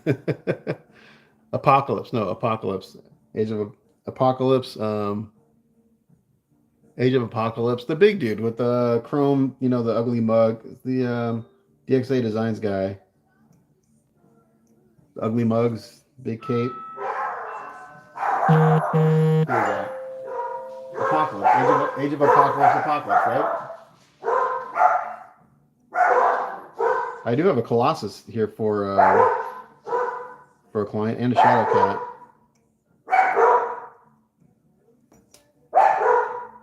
Hold on. Let me go see if it's something I gotta answer. I'll be right back.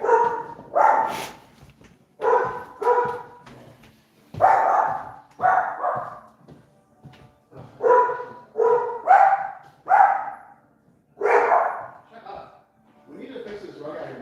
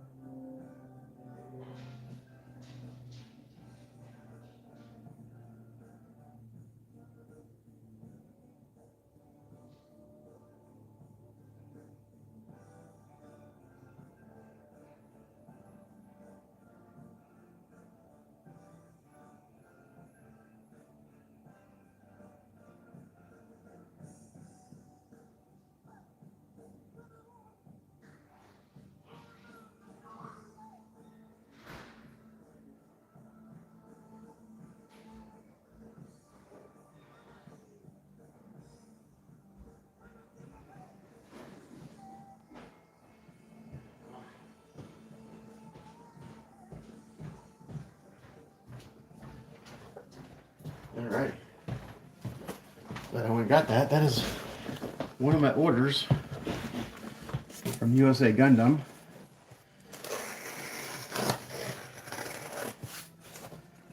Remember they have a they haven't sent me a 20% coupon.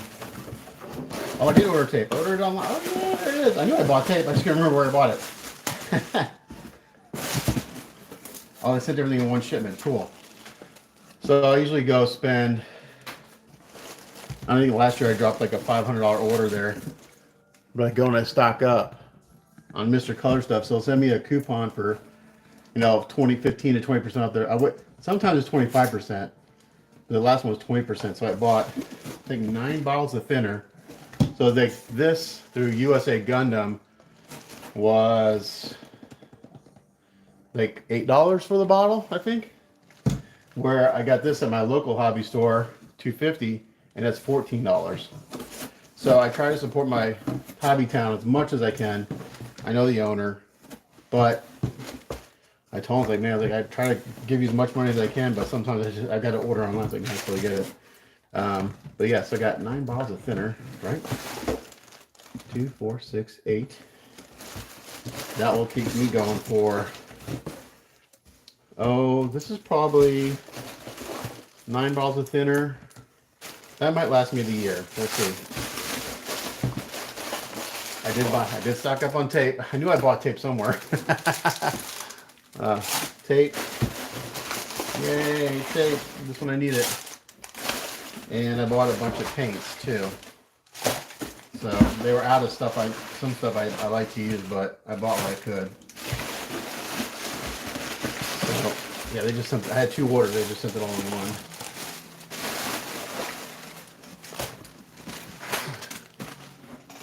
Yeah, Apocalypse. Okay, so we got a bunch of tape. I go through tape like crazy. Let's get this organized. 10 mil. So they sell these in rolls, or you can get it with a plastic refill, which I never use because, like if this roll of tape is, let's say it's $3 for this, but if I get it with the plastic dispenser, it's like $7, which I don't ever use a dispenser. It's stupid. So good. Whew, that came in just the right time. I placed this order, I did one on December 31st, and another one I did one New Year's Eve. It took them a while to get it to me. They were probably just backed up on orders. Usually pretty good. And some people only got one. A couple rolls of 18 mil. I got a bunch of the 6 and 10. 6 and 10 are what I use mostly of. 1, 2, 3, 4, 5. 1, 2, 4, 6. I think I got 6 of each of these. 2, 4, 6. 2, 4, 6. Yeah, 6 rollers, 6 millimeters, 6 rollers, 10 millimeter. A couple rolls of 18 millimeter. I don't use that too much because I just use the painter's tape.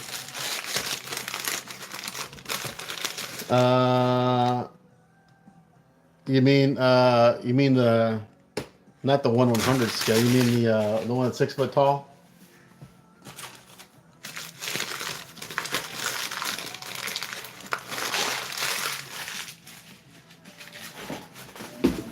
Oh, you mean the model? Yeah, Hobby Lobby. They sell kits there. Yeah, I actually just bought. I was there and they had their 40% off sale. I actually bought a kit. I bought a real great High New. The High New is like one of my favorite designs. So I bought a real great just to kind of snap on whenever I had, just to sit up, watch TV and kind of snap together. Probably never paint it, but sometimes it's just good to sit down and snap. So I got some. Let's see what I get. Deep clear red, which I use a ton of. I've been out of that for a while. Clear brown. This is great for shading leather. Clear black. That's great for shading just about anything.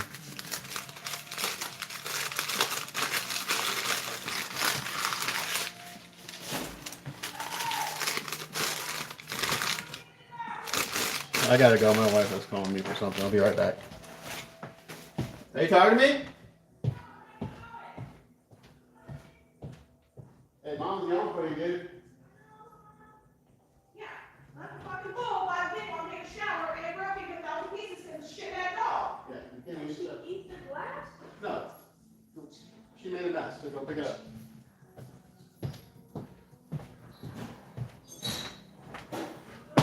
I got a dog getting into stuff. I think I just got clear paint. I think that's all I had that I use. Yeah, Mr. Color's my favorite paint. It just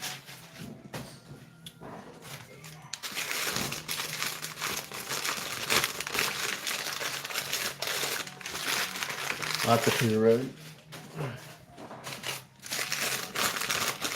It's gonna be a second to take a little rest my eyes from masking. Is that got paint wires? I guess so.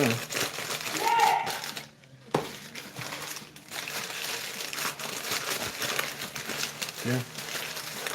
Red, brown, black. That's all the paint I got, but lots of thinner.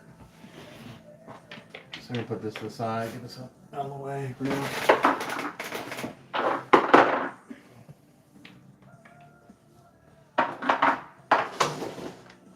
And this will all go in the spray booth eventually.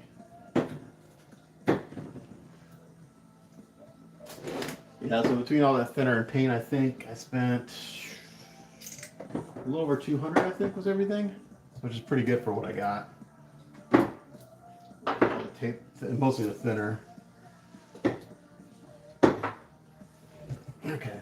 Out of the way. Back to masking. Where'd my blade go? There it is.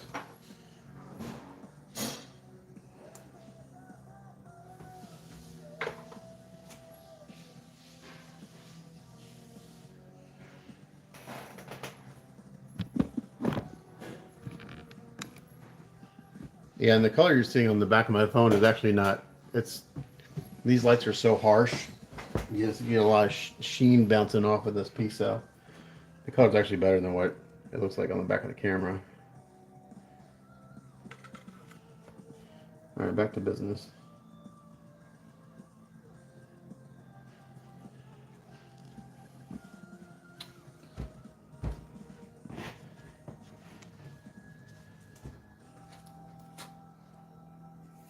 Well, it's got to be close to 11 or noon. Alexa, what time is it?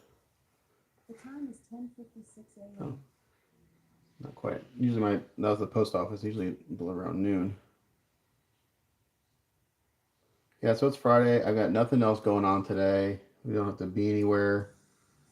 So I'm just gonna chill in my studio and work on this guy and at least get the yellow done, and then we'll see how my eyes are doing.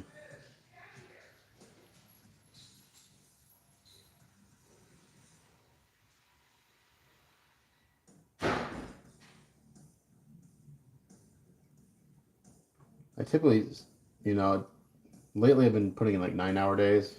I was trying to do 10 hours before. After I raised my rates, I did raise my rates last year. I could actually relax a little bit. I didn't feel like the need I had to get in a 10-hour day. So I raised my rates for 2 reasons. That was one of them. Also, I had enough work that I could charge a little bit more, and my cost of supplies went up significantly. So I went out this morning to Lowe's to get their Krylon sealer I use. It used to be $5 a can. It's now $8 a can. Maybe not $5. Maybe it was $6 a can. But it's gone up like 25-30%, and I go through a shitload of that stuff. I was buying it. I'd go to Lowe's and just buy out every can they had because I go through so much of it.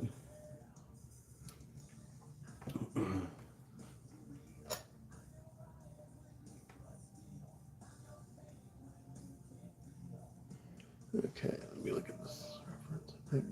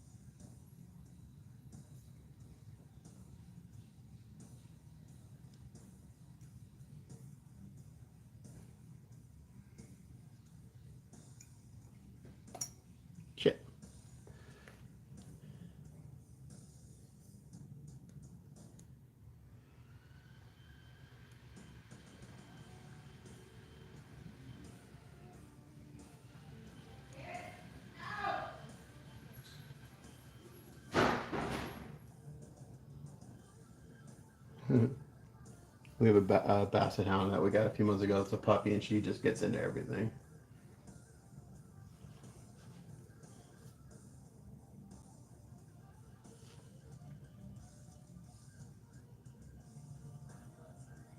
So that's all the commotion in the background is. My son left something out, a bowl with something in it, and she knocked it off and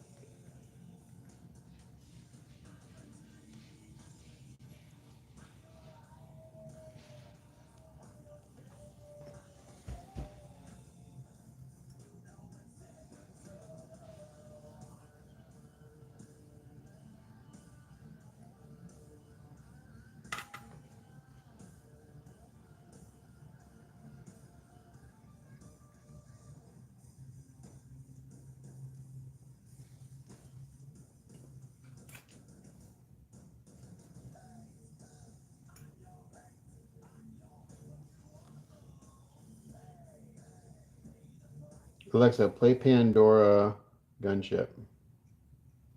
Gunship Radio from Pandora.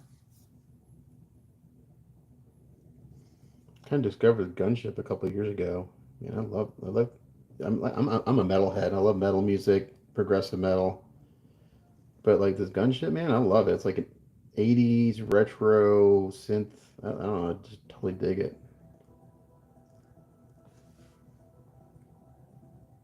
It's like the exact opposite of what I would normally listen to, but it's got a good. Reminds me of just like Stranger Things.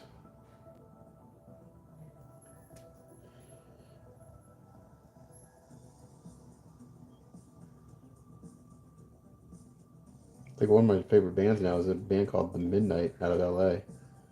Like an '80s electronic synth band. Like the exact opposite of heavy metal.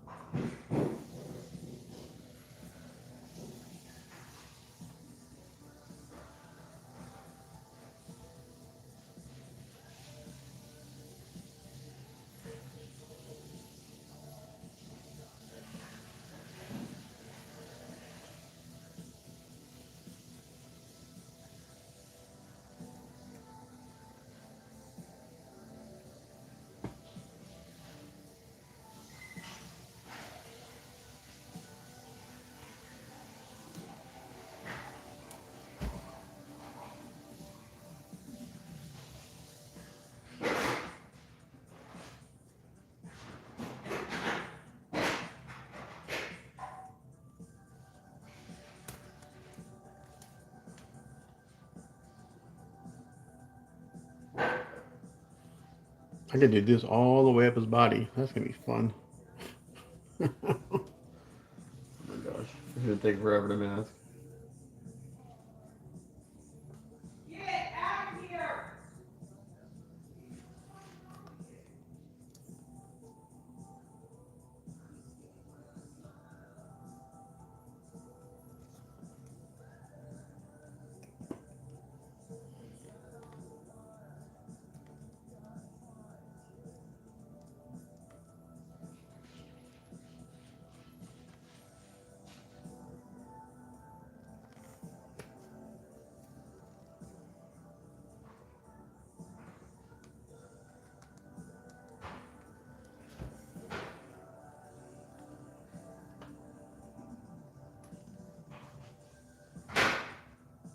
I think the thing that took me the longest to mask ever was the Galactus hand I did last year for the Silver Surfer. It took me 2 days to mask that, just to mask the hand after the first color. It was ridiculous.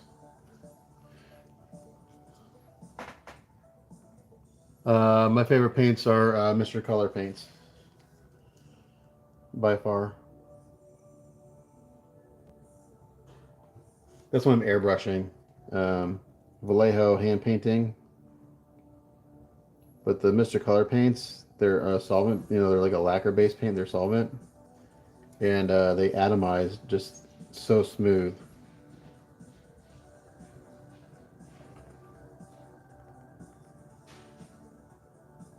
I don't think I'd be able to get as soft transitions as on this blue like if I use an acrylic. Now Tamiya, Tamiya paints, if you thin with the Mr. Color thinner, then they'll behave like a lacquer. The atomize really nice.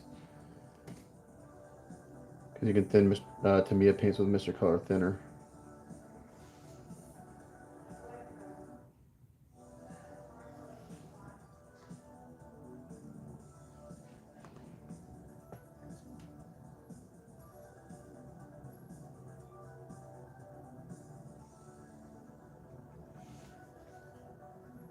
Okay, that looks good.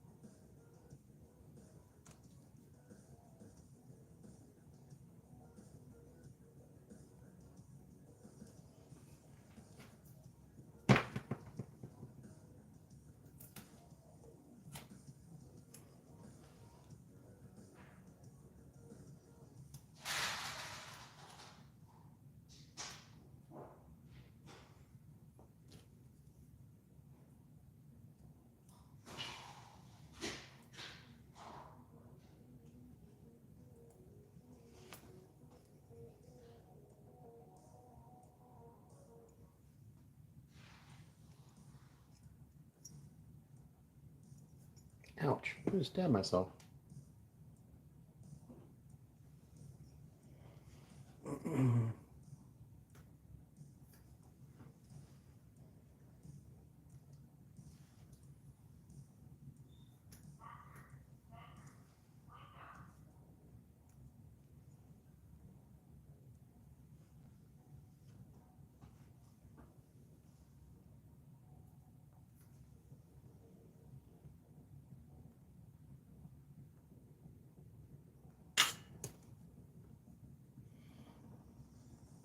As soon as I got all that Tamiya tape in, I'm gonna use this up before I switch over to that.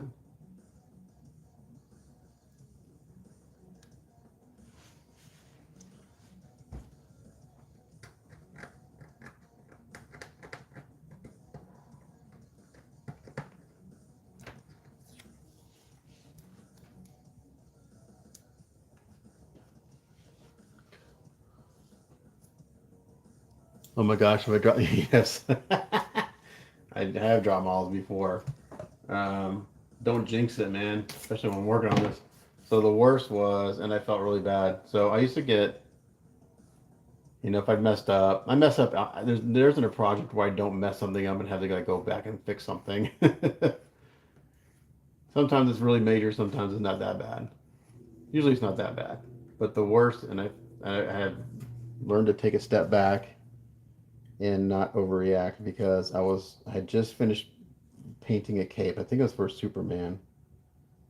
It was the last thing I had to do on the project. And I was taking it out of the spray booth and I dropped it. And it broke in two. And I just started screaming and yelling at the top of my I yelled so loud I lost my voice for 2 days. I couldn't talk for 2 days. I was so pissed. And my son was home and he was in his bedroom and I scared him. And that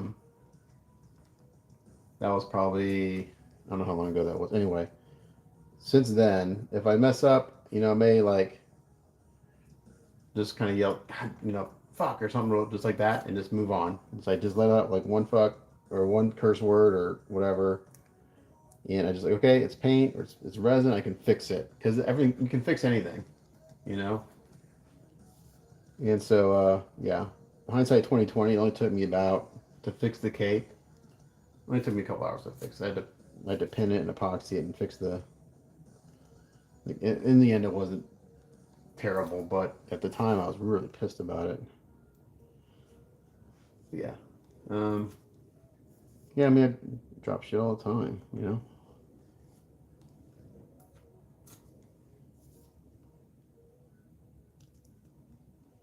That's why I get really mad at factories who use really cheap resin because if you drop a part and it shatters, it's really shitty resin.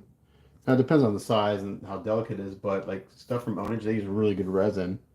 I could drop something and more than likely, unless it's just super like delicate, it's not gonna shatter. It's gonna bounce. Good resin should be flexible. It should not be crazy heavy. If it's crazy heavy, they put fillers in it. Good resin is not necessarily heavy resin. A lot of collectors equate weight to quality.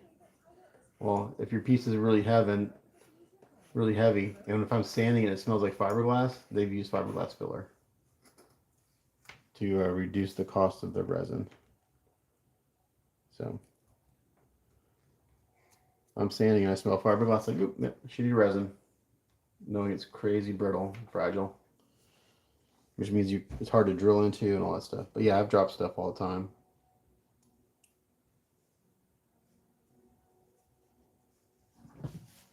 I shouldn't say all the time, but I do drop stuff. I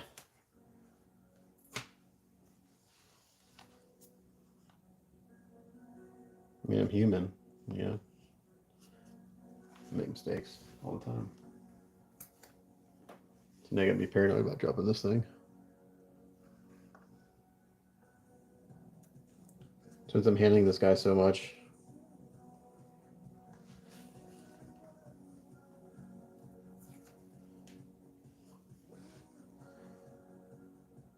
I guess it'd be a good drop test if I drop him, see if he broke. And let me know if it survived shipping. But let's not do that.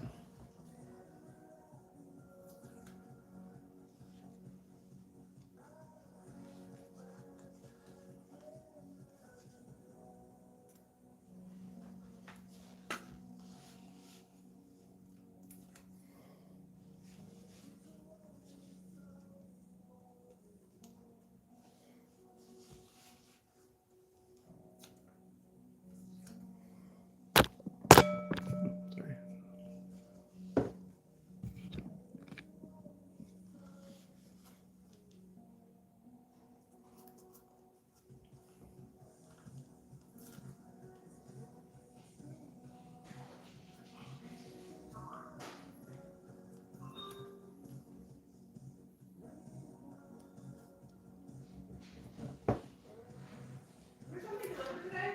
Yeah, I got it. I rolled up that rug because the mailman keeps tripping on it.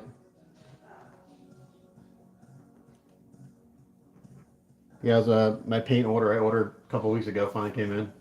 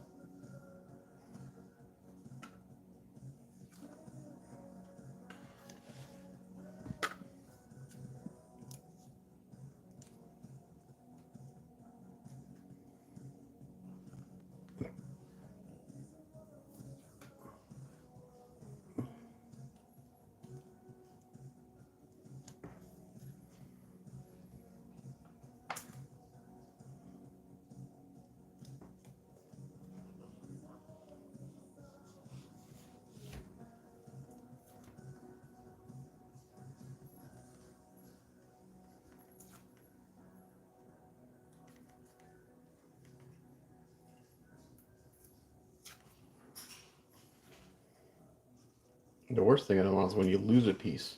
I've done that before. If you lost it, you can't fix it.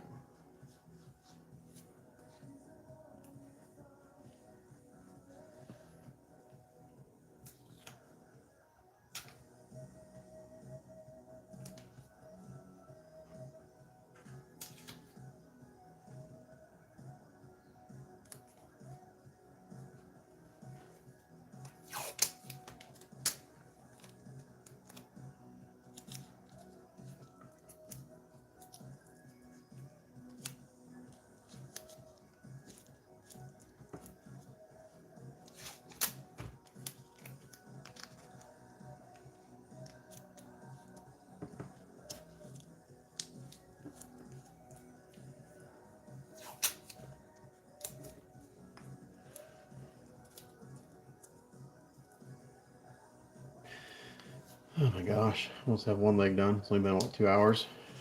Get one leg masked.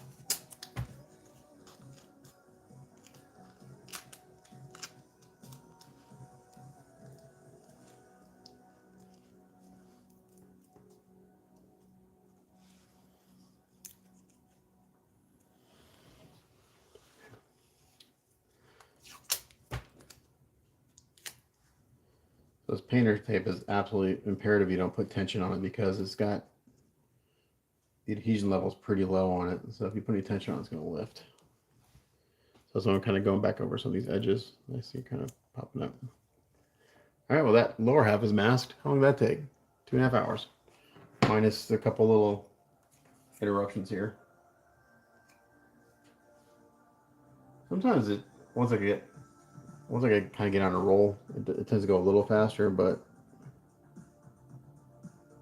sometimes it takes me a little while to kind of get.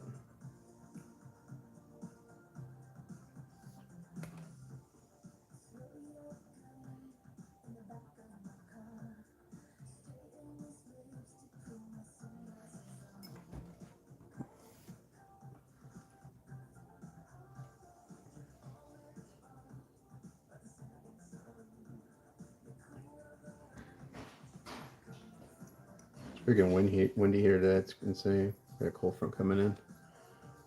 It was 65 degrees yesterday. It's gonna be in the 20s this weekend.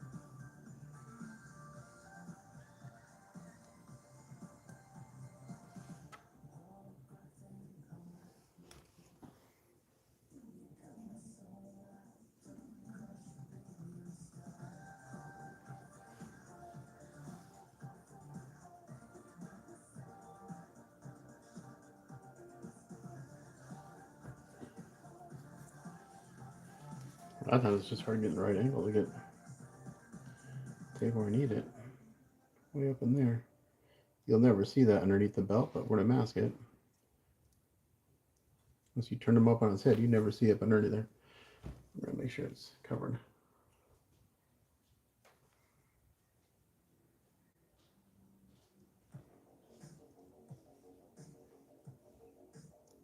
Yeah.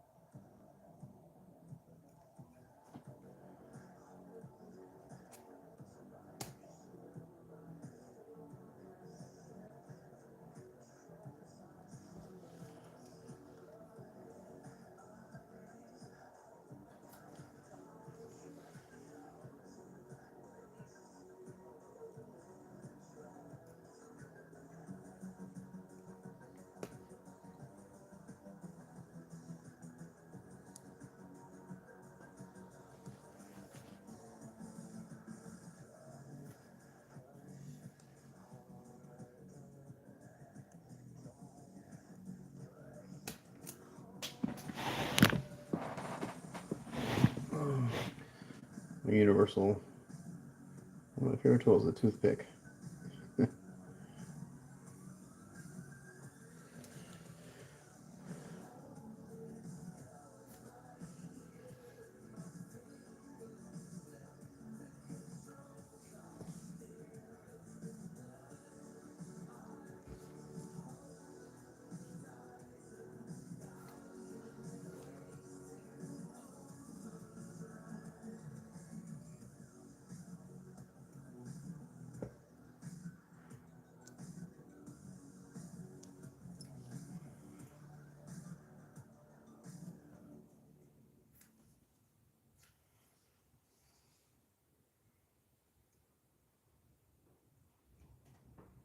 Got Audible credits? Can't miss in. Stay up to date on the latest bestsellers. Discover new voices with Audible Originals. Or solve a cold case with Murder Mystery Podcast. Your next favorite title is waiting to be found. So don't forget to use your credits and make the most of your Audible membership. Discover shopping with pickup and delivery is the same as shopping in store. Same low prices, deals, and rewards on the same high quality. Am I still broadcasting? Yeah, I think I am. Groceries, one big win for busy families everywhere. Start your cart today at Kroger.com. Kroger, fresh for everyone. Strategic price and size. And right now, you can save when you shop your face. Just buy 6 or more participating sale items and save 50 cents each with your card. Kroger, fresh for everyone. So if I try to hand paint this yellow, it'd probably take me just as long, if not longer, than masking, because I'd have to do, God, like 3 or 4 coats to get the cover. And even then, I probably wouldn't get it 100%. And I'd have like little patches of green from it bleeding, the blue bleeding through.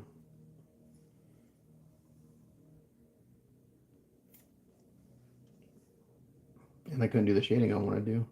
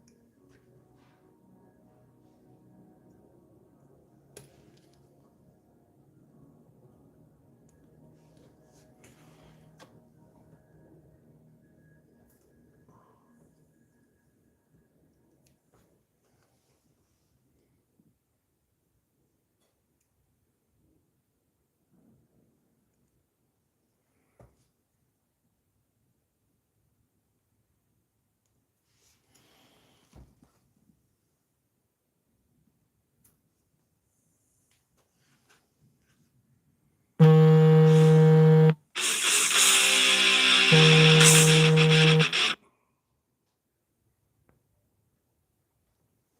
mom tried to call me. Send her a message.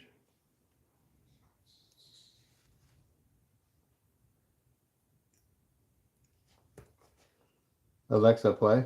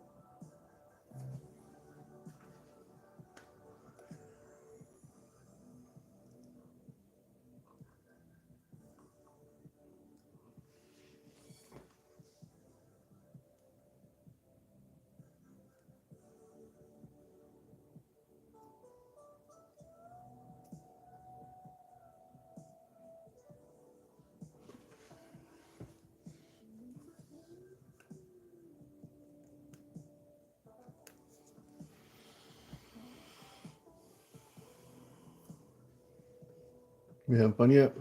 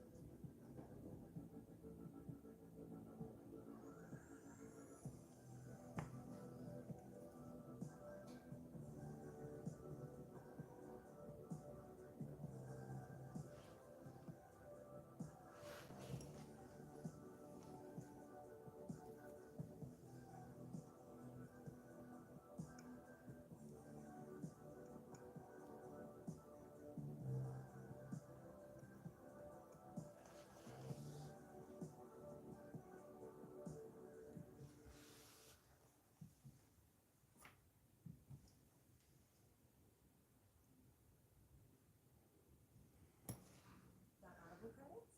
Get listening. Stay up to date on the latest bestsellers. Discover new voices with Audible Originals. Or solve a cold case with a murder mystery podcast. Your next favorite title is waiting to be found. So don't forget to use your credits and make the most of your Audible membership.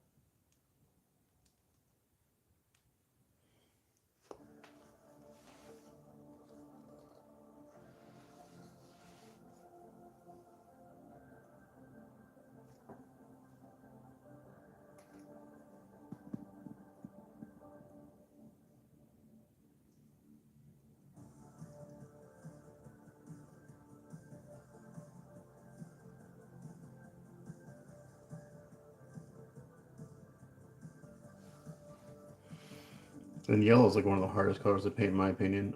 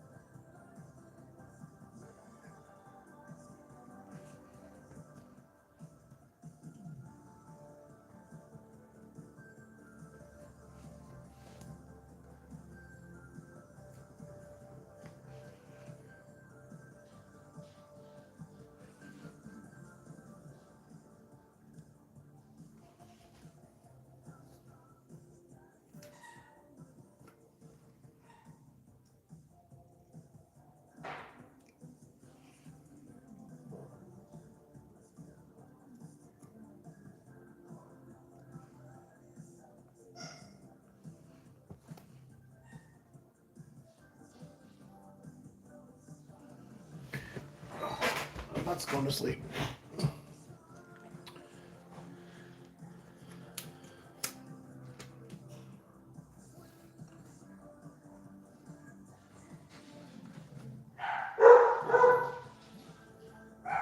Three dogs. Going nuts for nothing.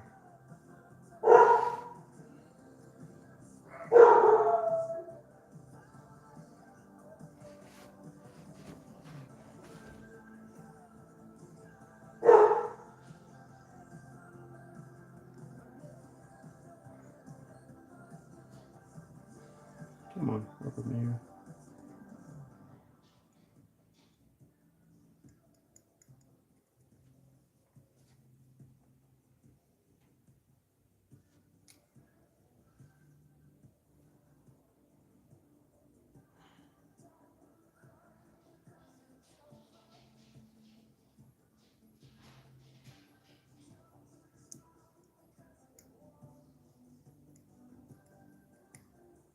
Been nice with these pouches and the belt were separate.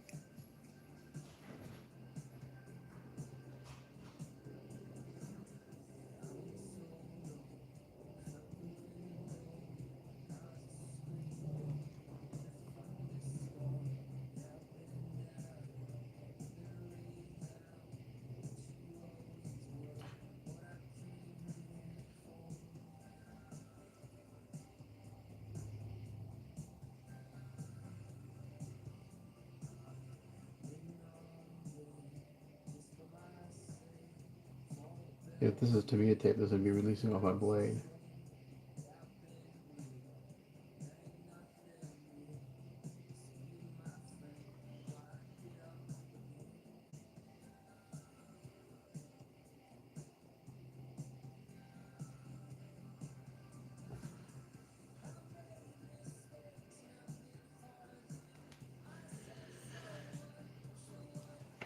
Oh, talking about dropping. Almost. See, Jason.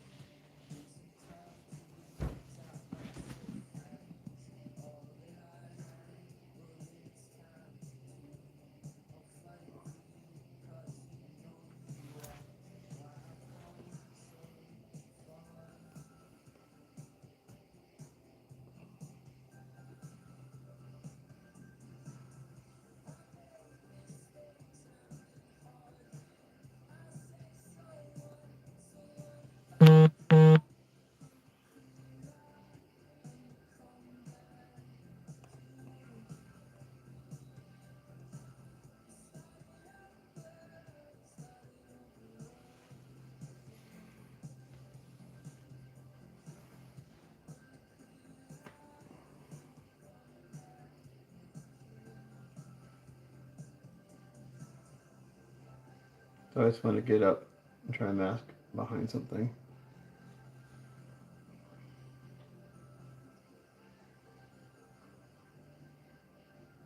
Okay, pretty well. Got my first try.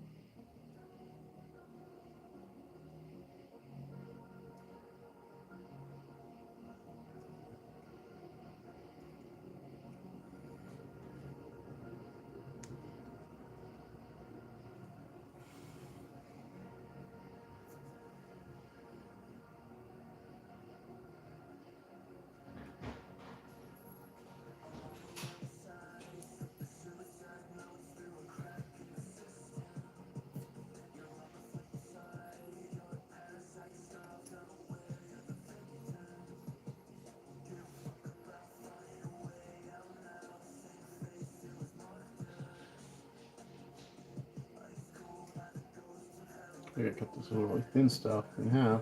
Try to get between.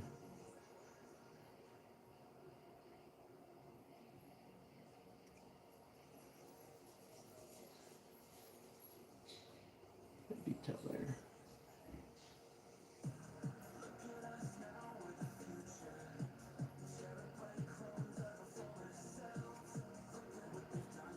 This part I actually don't need the mask off. I'm gonna do it anyway because I'm gonna paint these metallic eventually, but I do it anyway.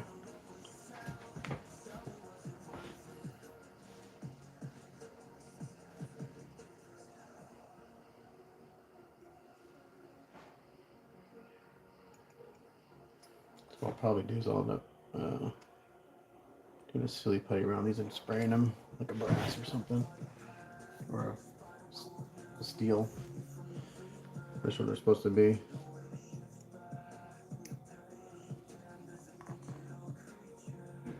But the reference I'm using, he just left them yellow, but I don't like that.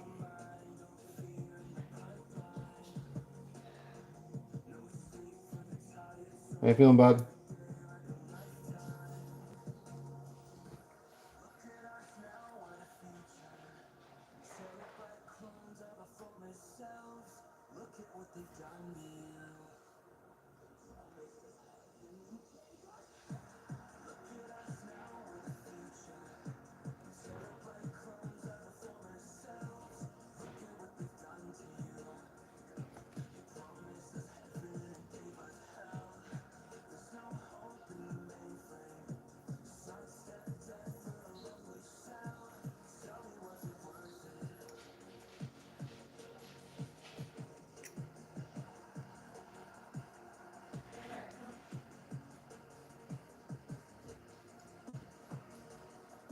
Everything all right down there now?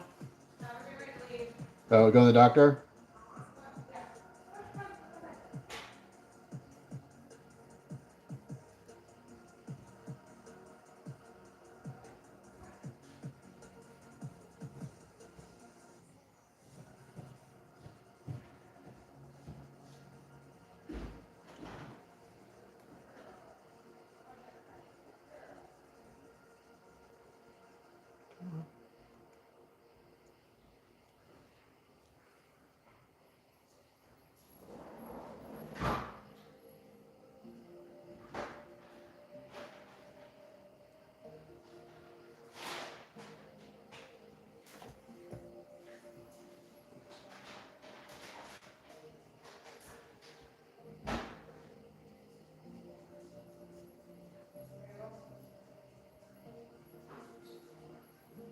No, let me know what they say.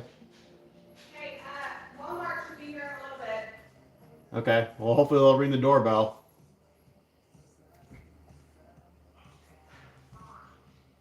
Should you, are all the doors downstairs closed?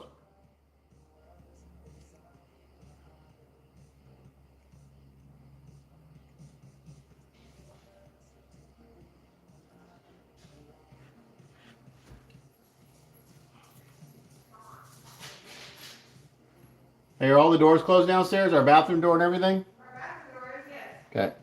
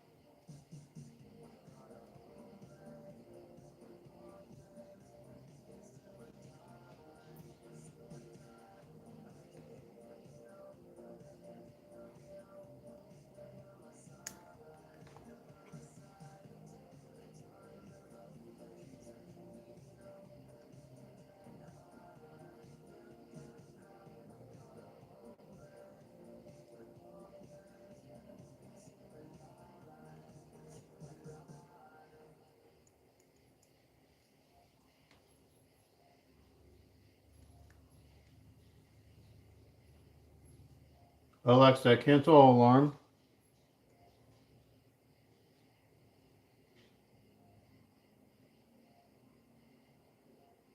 Alexa, cancel alarm.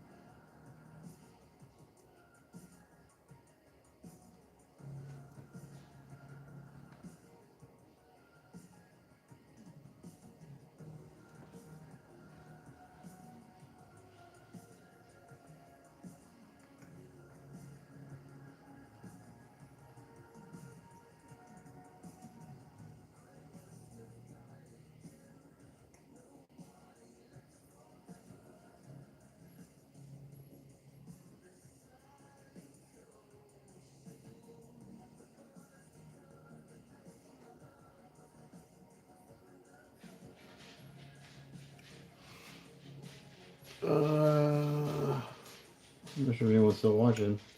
I haven't in a while.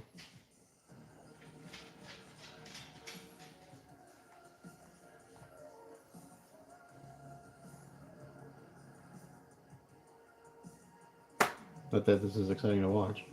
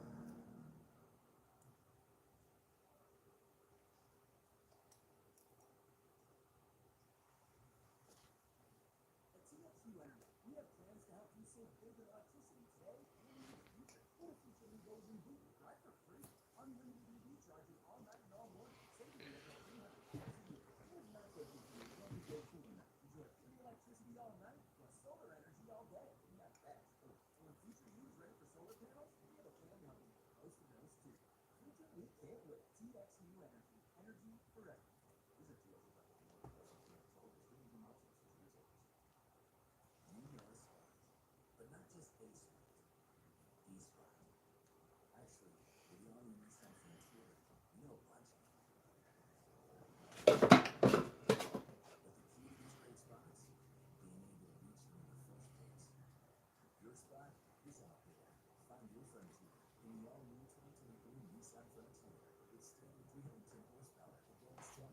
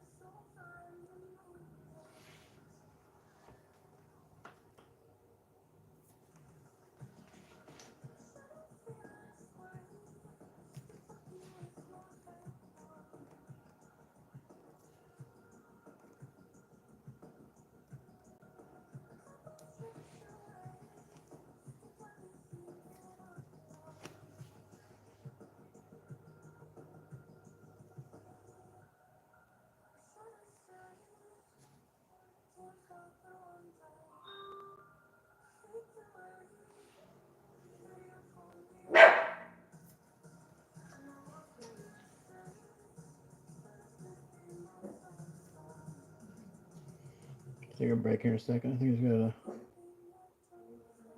a delivery.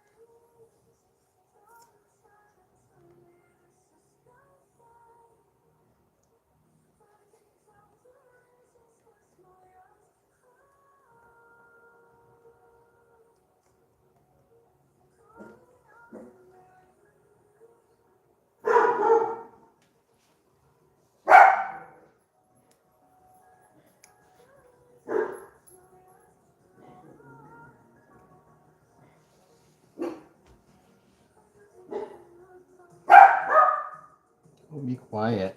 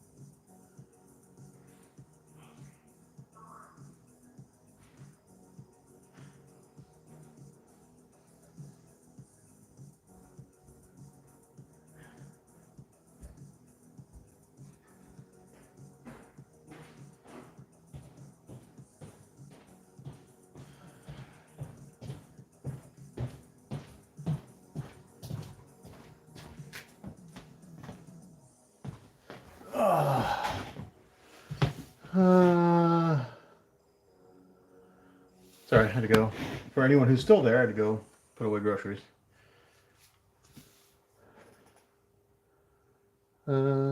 Keep watching this. It makes your time go fast. Well, Lex is this is dragging on for me, man. How long have I been on here now? Almost 4 hours, and this is how far I've gotten. Yeah, I knew I'd be masking pretty much most of the day, if not all the day.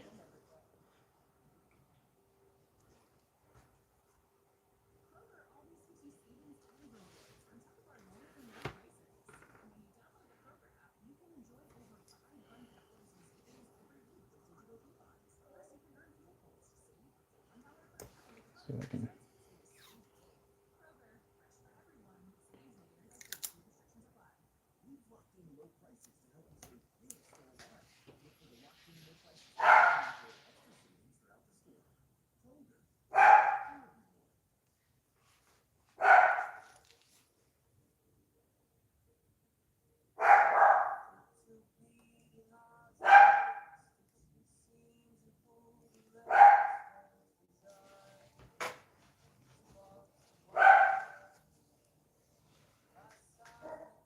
I'm gonna do some of the other areas a little.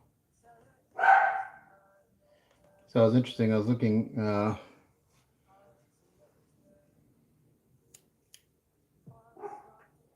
Part of the sculpt is a little messed up, and I didn't notice until after I painted the blue. But the muscle actually goes over the strap, so I'm not sure how to handle that, to be honest. I should paint that part yellow. I think I should just.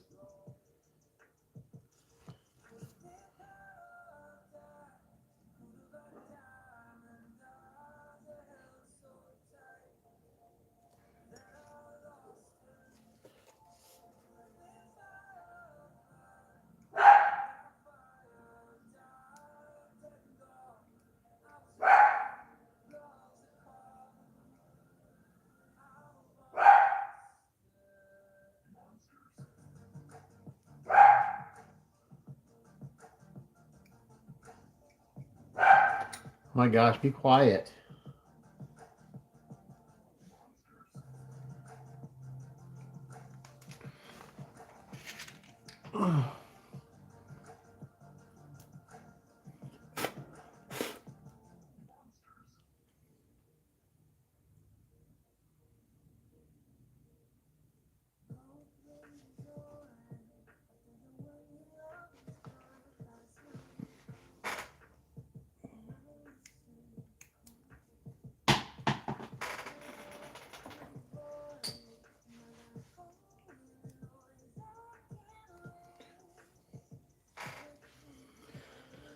See, I'm using a little piece of. I'm gonna see if I can speed this up a little bit.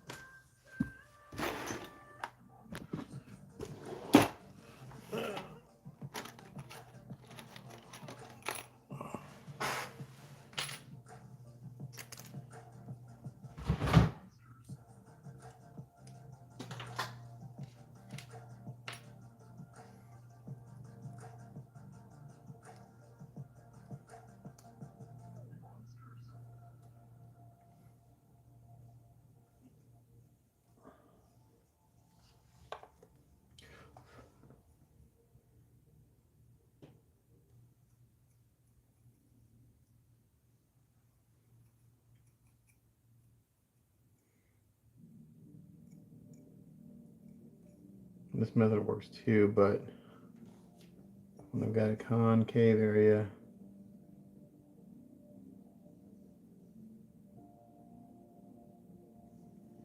right here, it wants to lift a little bit.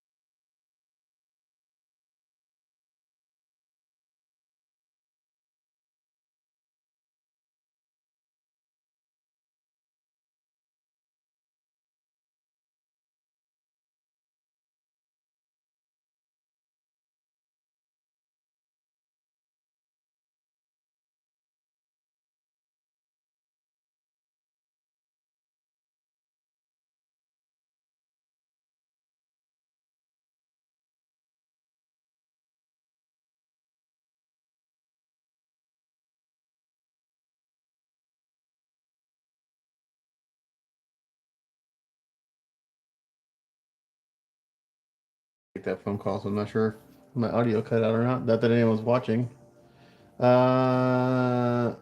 So I didn't print this. This was printed by a guy named Bon Norton, who does a lot of printing for people. This is not printed solid. He was well, a lot. Some parts were printed solid, some were printed hollow. So everything that you see that I'm working on right now, his body was printed hollow, but I did add pins to his boots, the legs, and the hips, and that's been filled solid with casting resin to solidify him and give him a lot of support. Um, his hands and guns were printed solid. Some of the parts of the base were printed solid. Some were printed hollow. So it's kind of all over the place on this guy.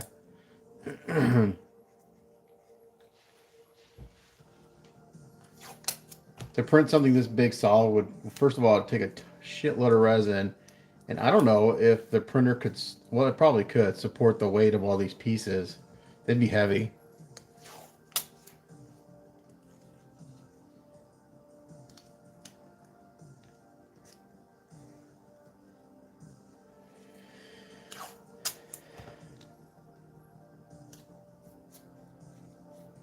So I'm masking these large areas with these big pieces of tape. I go in the direction of the muscle because I can get the tape into the grooves easier.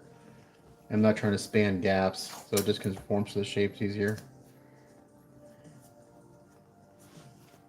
So I specifically tape in this direction so this tape will conform to the muscle and make sure I got coverage and it's not going to lift.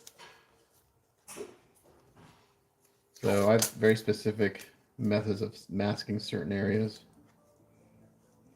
I know it seems kind of like it doesn't matter, but it actually does.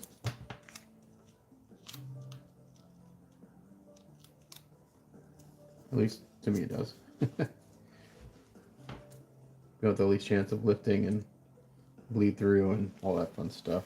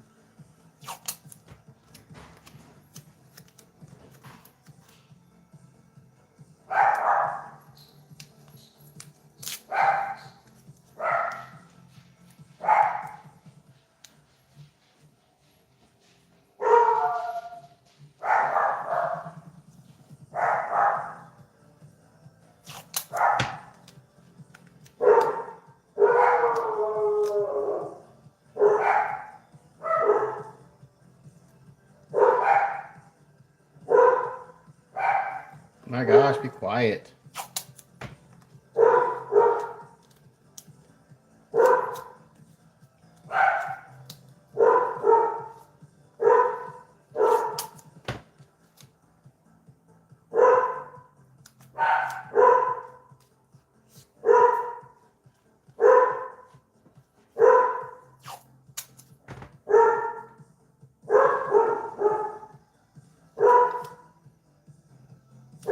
Sadie, hush.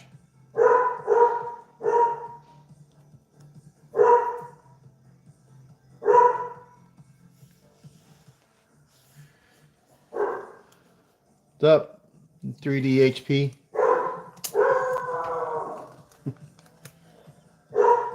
I can look at my comments a little more often since I got my computer next to me. I'm on my phone, the comments don't show unless I push the button to show comments for some reason.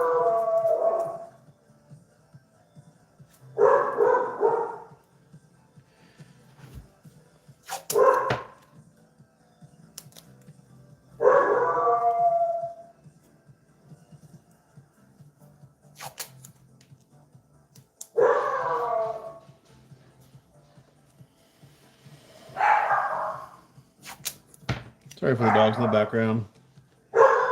Yeah, they're, who knows what my dogs are barking at, their shadows, a squirrel. Could be anything.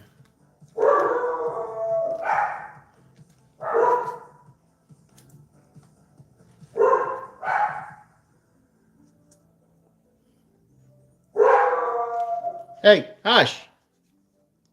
I got the bath sound that howls.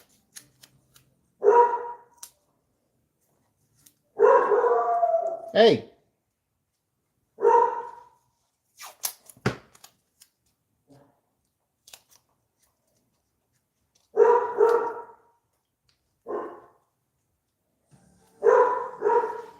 So I go like, man, when I'm masking, especially when I'm masking this much, I go overkill on the tape. I overlap. I put a couple layers on. Because the last thing I want to do is have spent like 9 hours masking something and have like a lot of bleed through or little areas that I missed.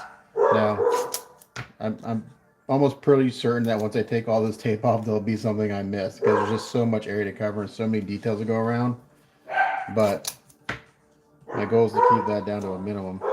Luckily, the blue paint is very easy to touch up and blend in. The paint, the color that would be hard to touch up and blend in would be the yellow. Shut up! My gosh. Hey!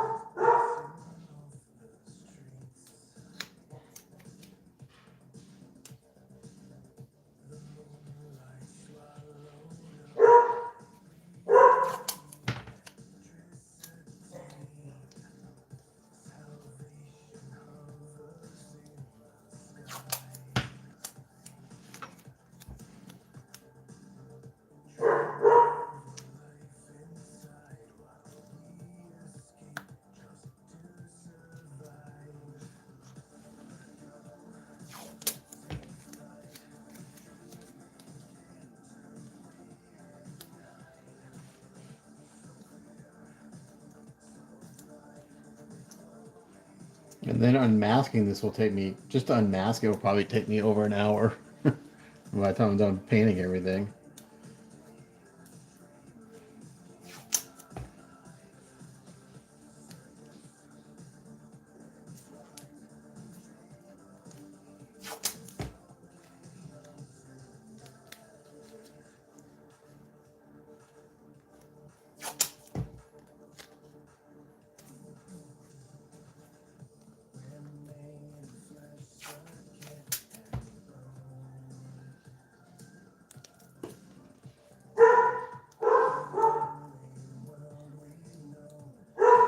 Shut up. Seriously.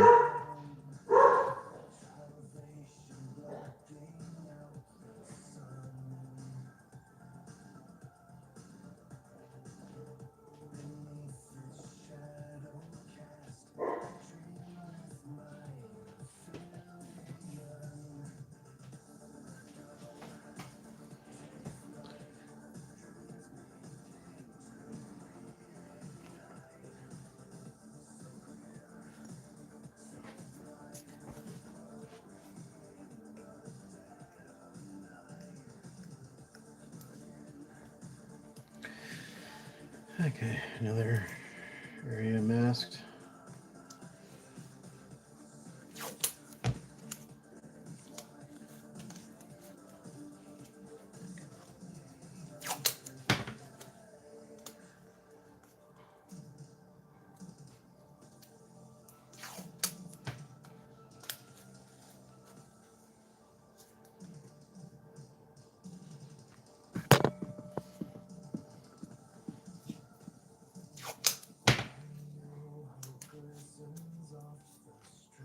So I'm just looking at edges of tape and see where I need to kind of lock down an edge and just kind of go over that spot again. Yeah. Take that there. Oh, I gotta do that spot.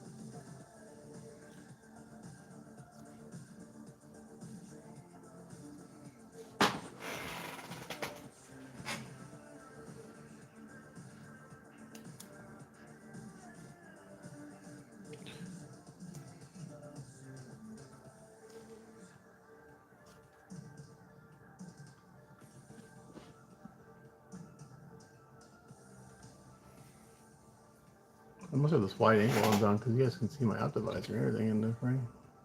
I guess I lean forward, you can see it. Okay.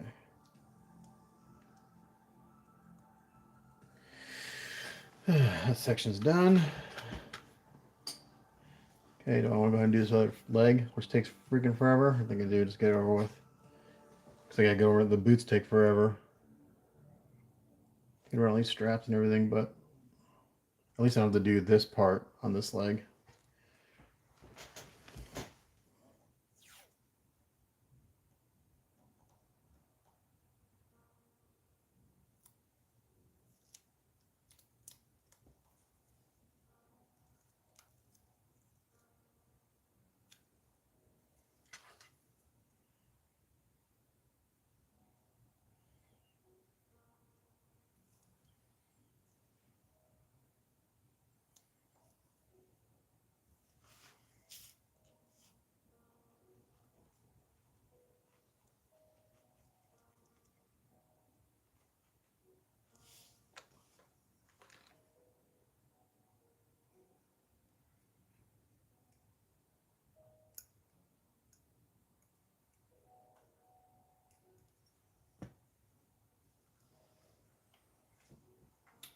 Ugh.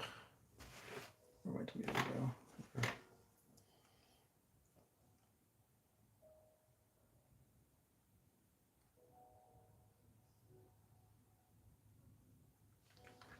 Don't know where good tweezers are.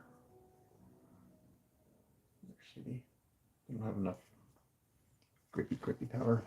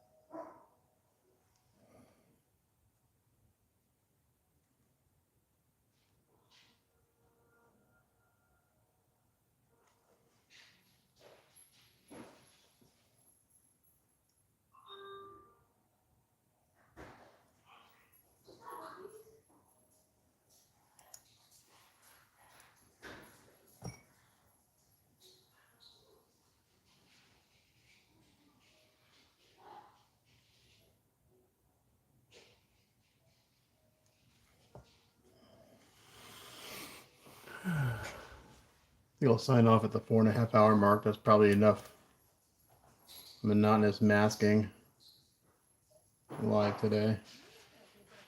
Let's actually probably take a little lunch break, which I don't do typically.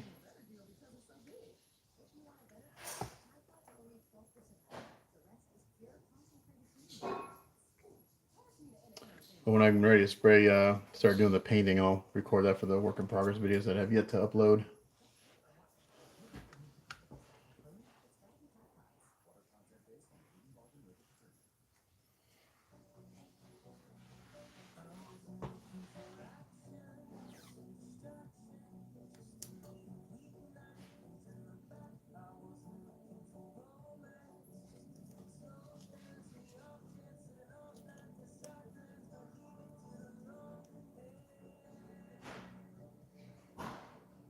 Hello, Lena. Hello. She took on to the doctor. We just had a grocery delivery. There's apples on the counter. There's also a couple frozen dinners Mom got, or lunches in the freezer outside. I'm not sure if they're for you or for her.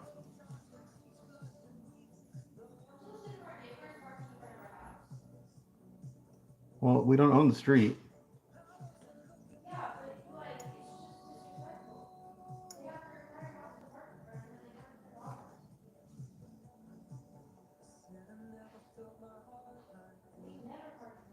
Well, maybe you should start parking in front of their house. So what you do is, when they're parking in front of our house, you come home and go park in front of their house.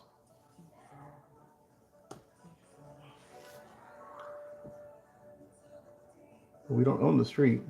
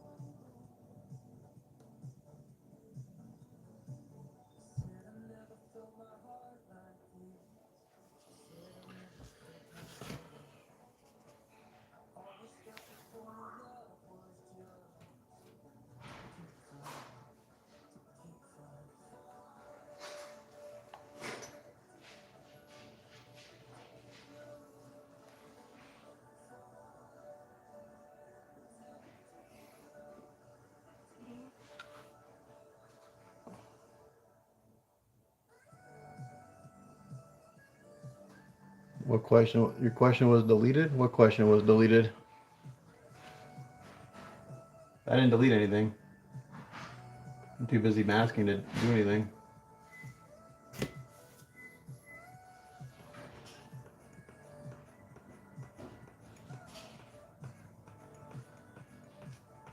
Now, our neighbors are always parking in front of our house, which is annoying, but we don't own the street, so really can't complain too much. It's annoying when we're trying to. My daughter parks out front, that's why she's annoying.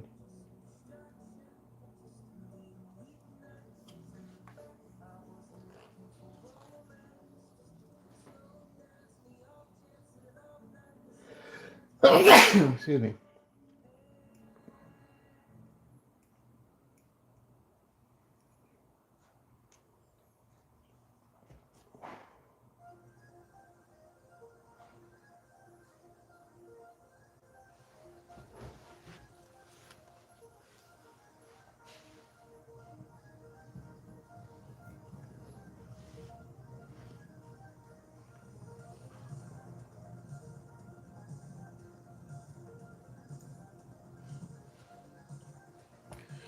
Actually, perfect timing because my wife just showed up and I think she brought me some lunch.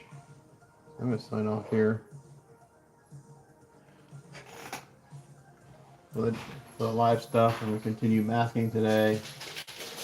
And I've got to get the yellow done today. I was hoping to get the yellow and the flames done today because the flames I need to get done so I can get those clear coated and those can cure overnight. And then, so we'll see. I definitely have to get the yellow done. Keep moving. So.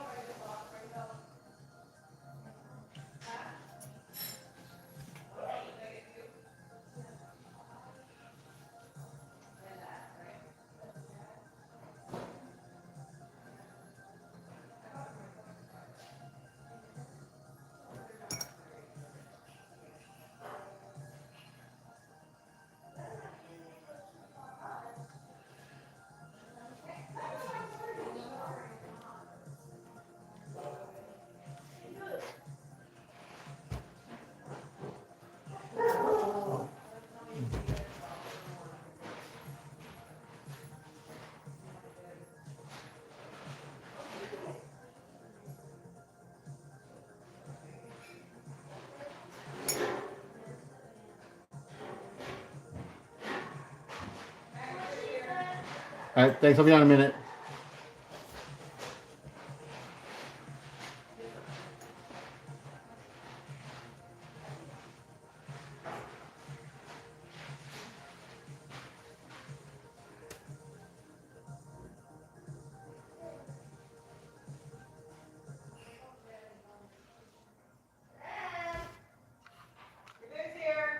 I'll be on a second. You seen videos or pics of? I don't think I've seen it.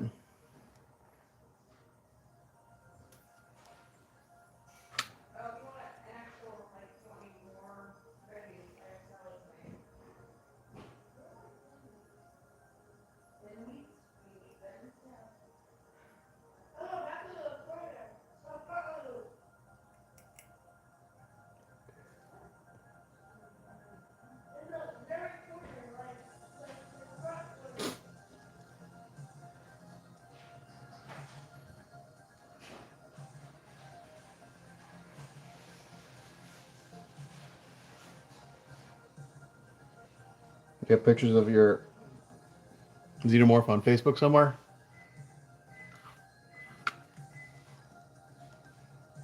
On Facebook. I don't do Instagram because it crops my photos. I don't like that. I'm gonna do, but not a lot.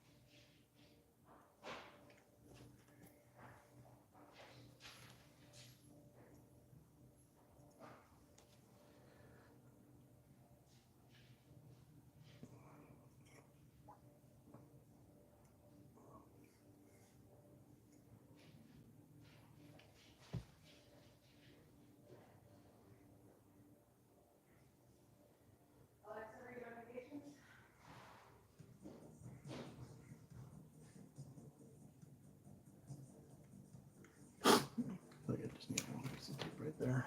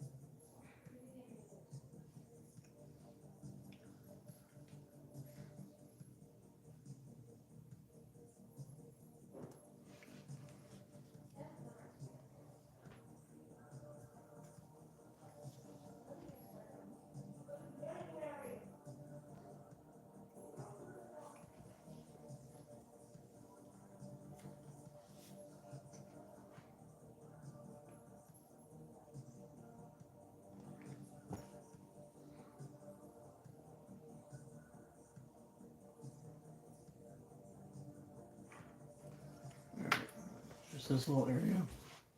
I'm gonna sign off and get some lunch.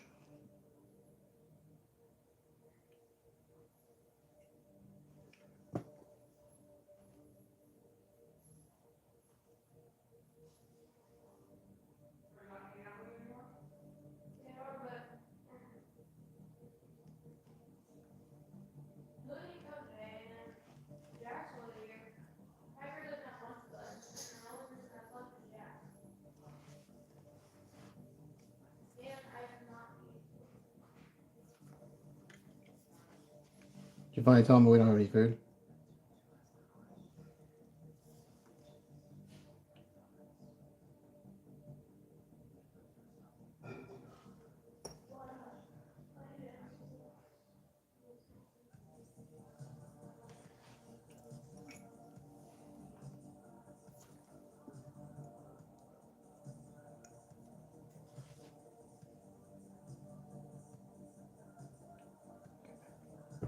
Sometimes it takes me a few tries to get the edge straight the way I want. Okie dokie, guys. Thanks for hanging out for all the time. I think I called the Jerry Show. Yeah, I've never been on Twitch. Started at 12 p.m. for Pacific time, so that's 2 hours. That's 2 o'clock my time. Maybe I would need to get a message to remember about it because I won't otherwise. Take it easy, guys. Catch you next time.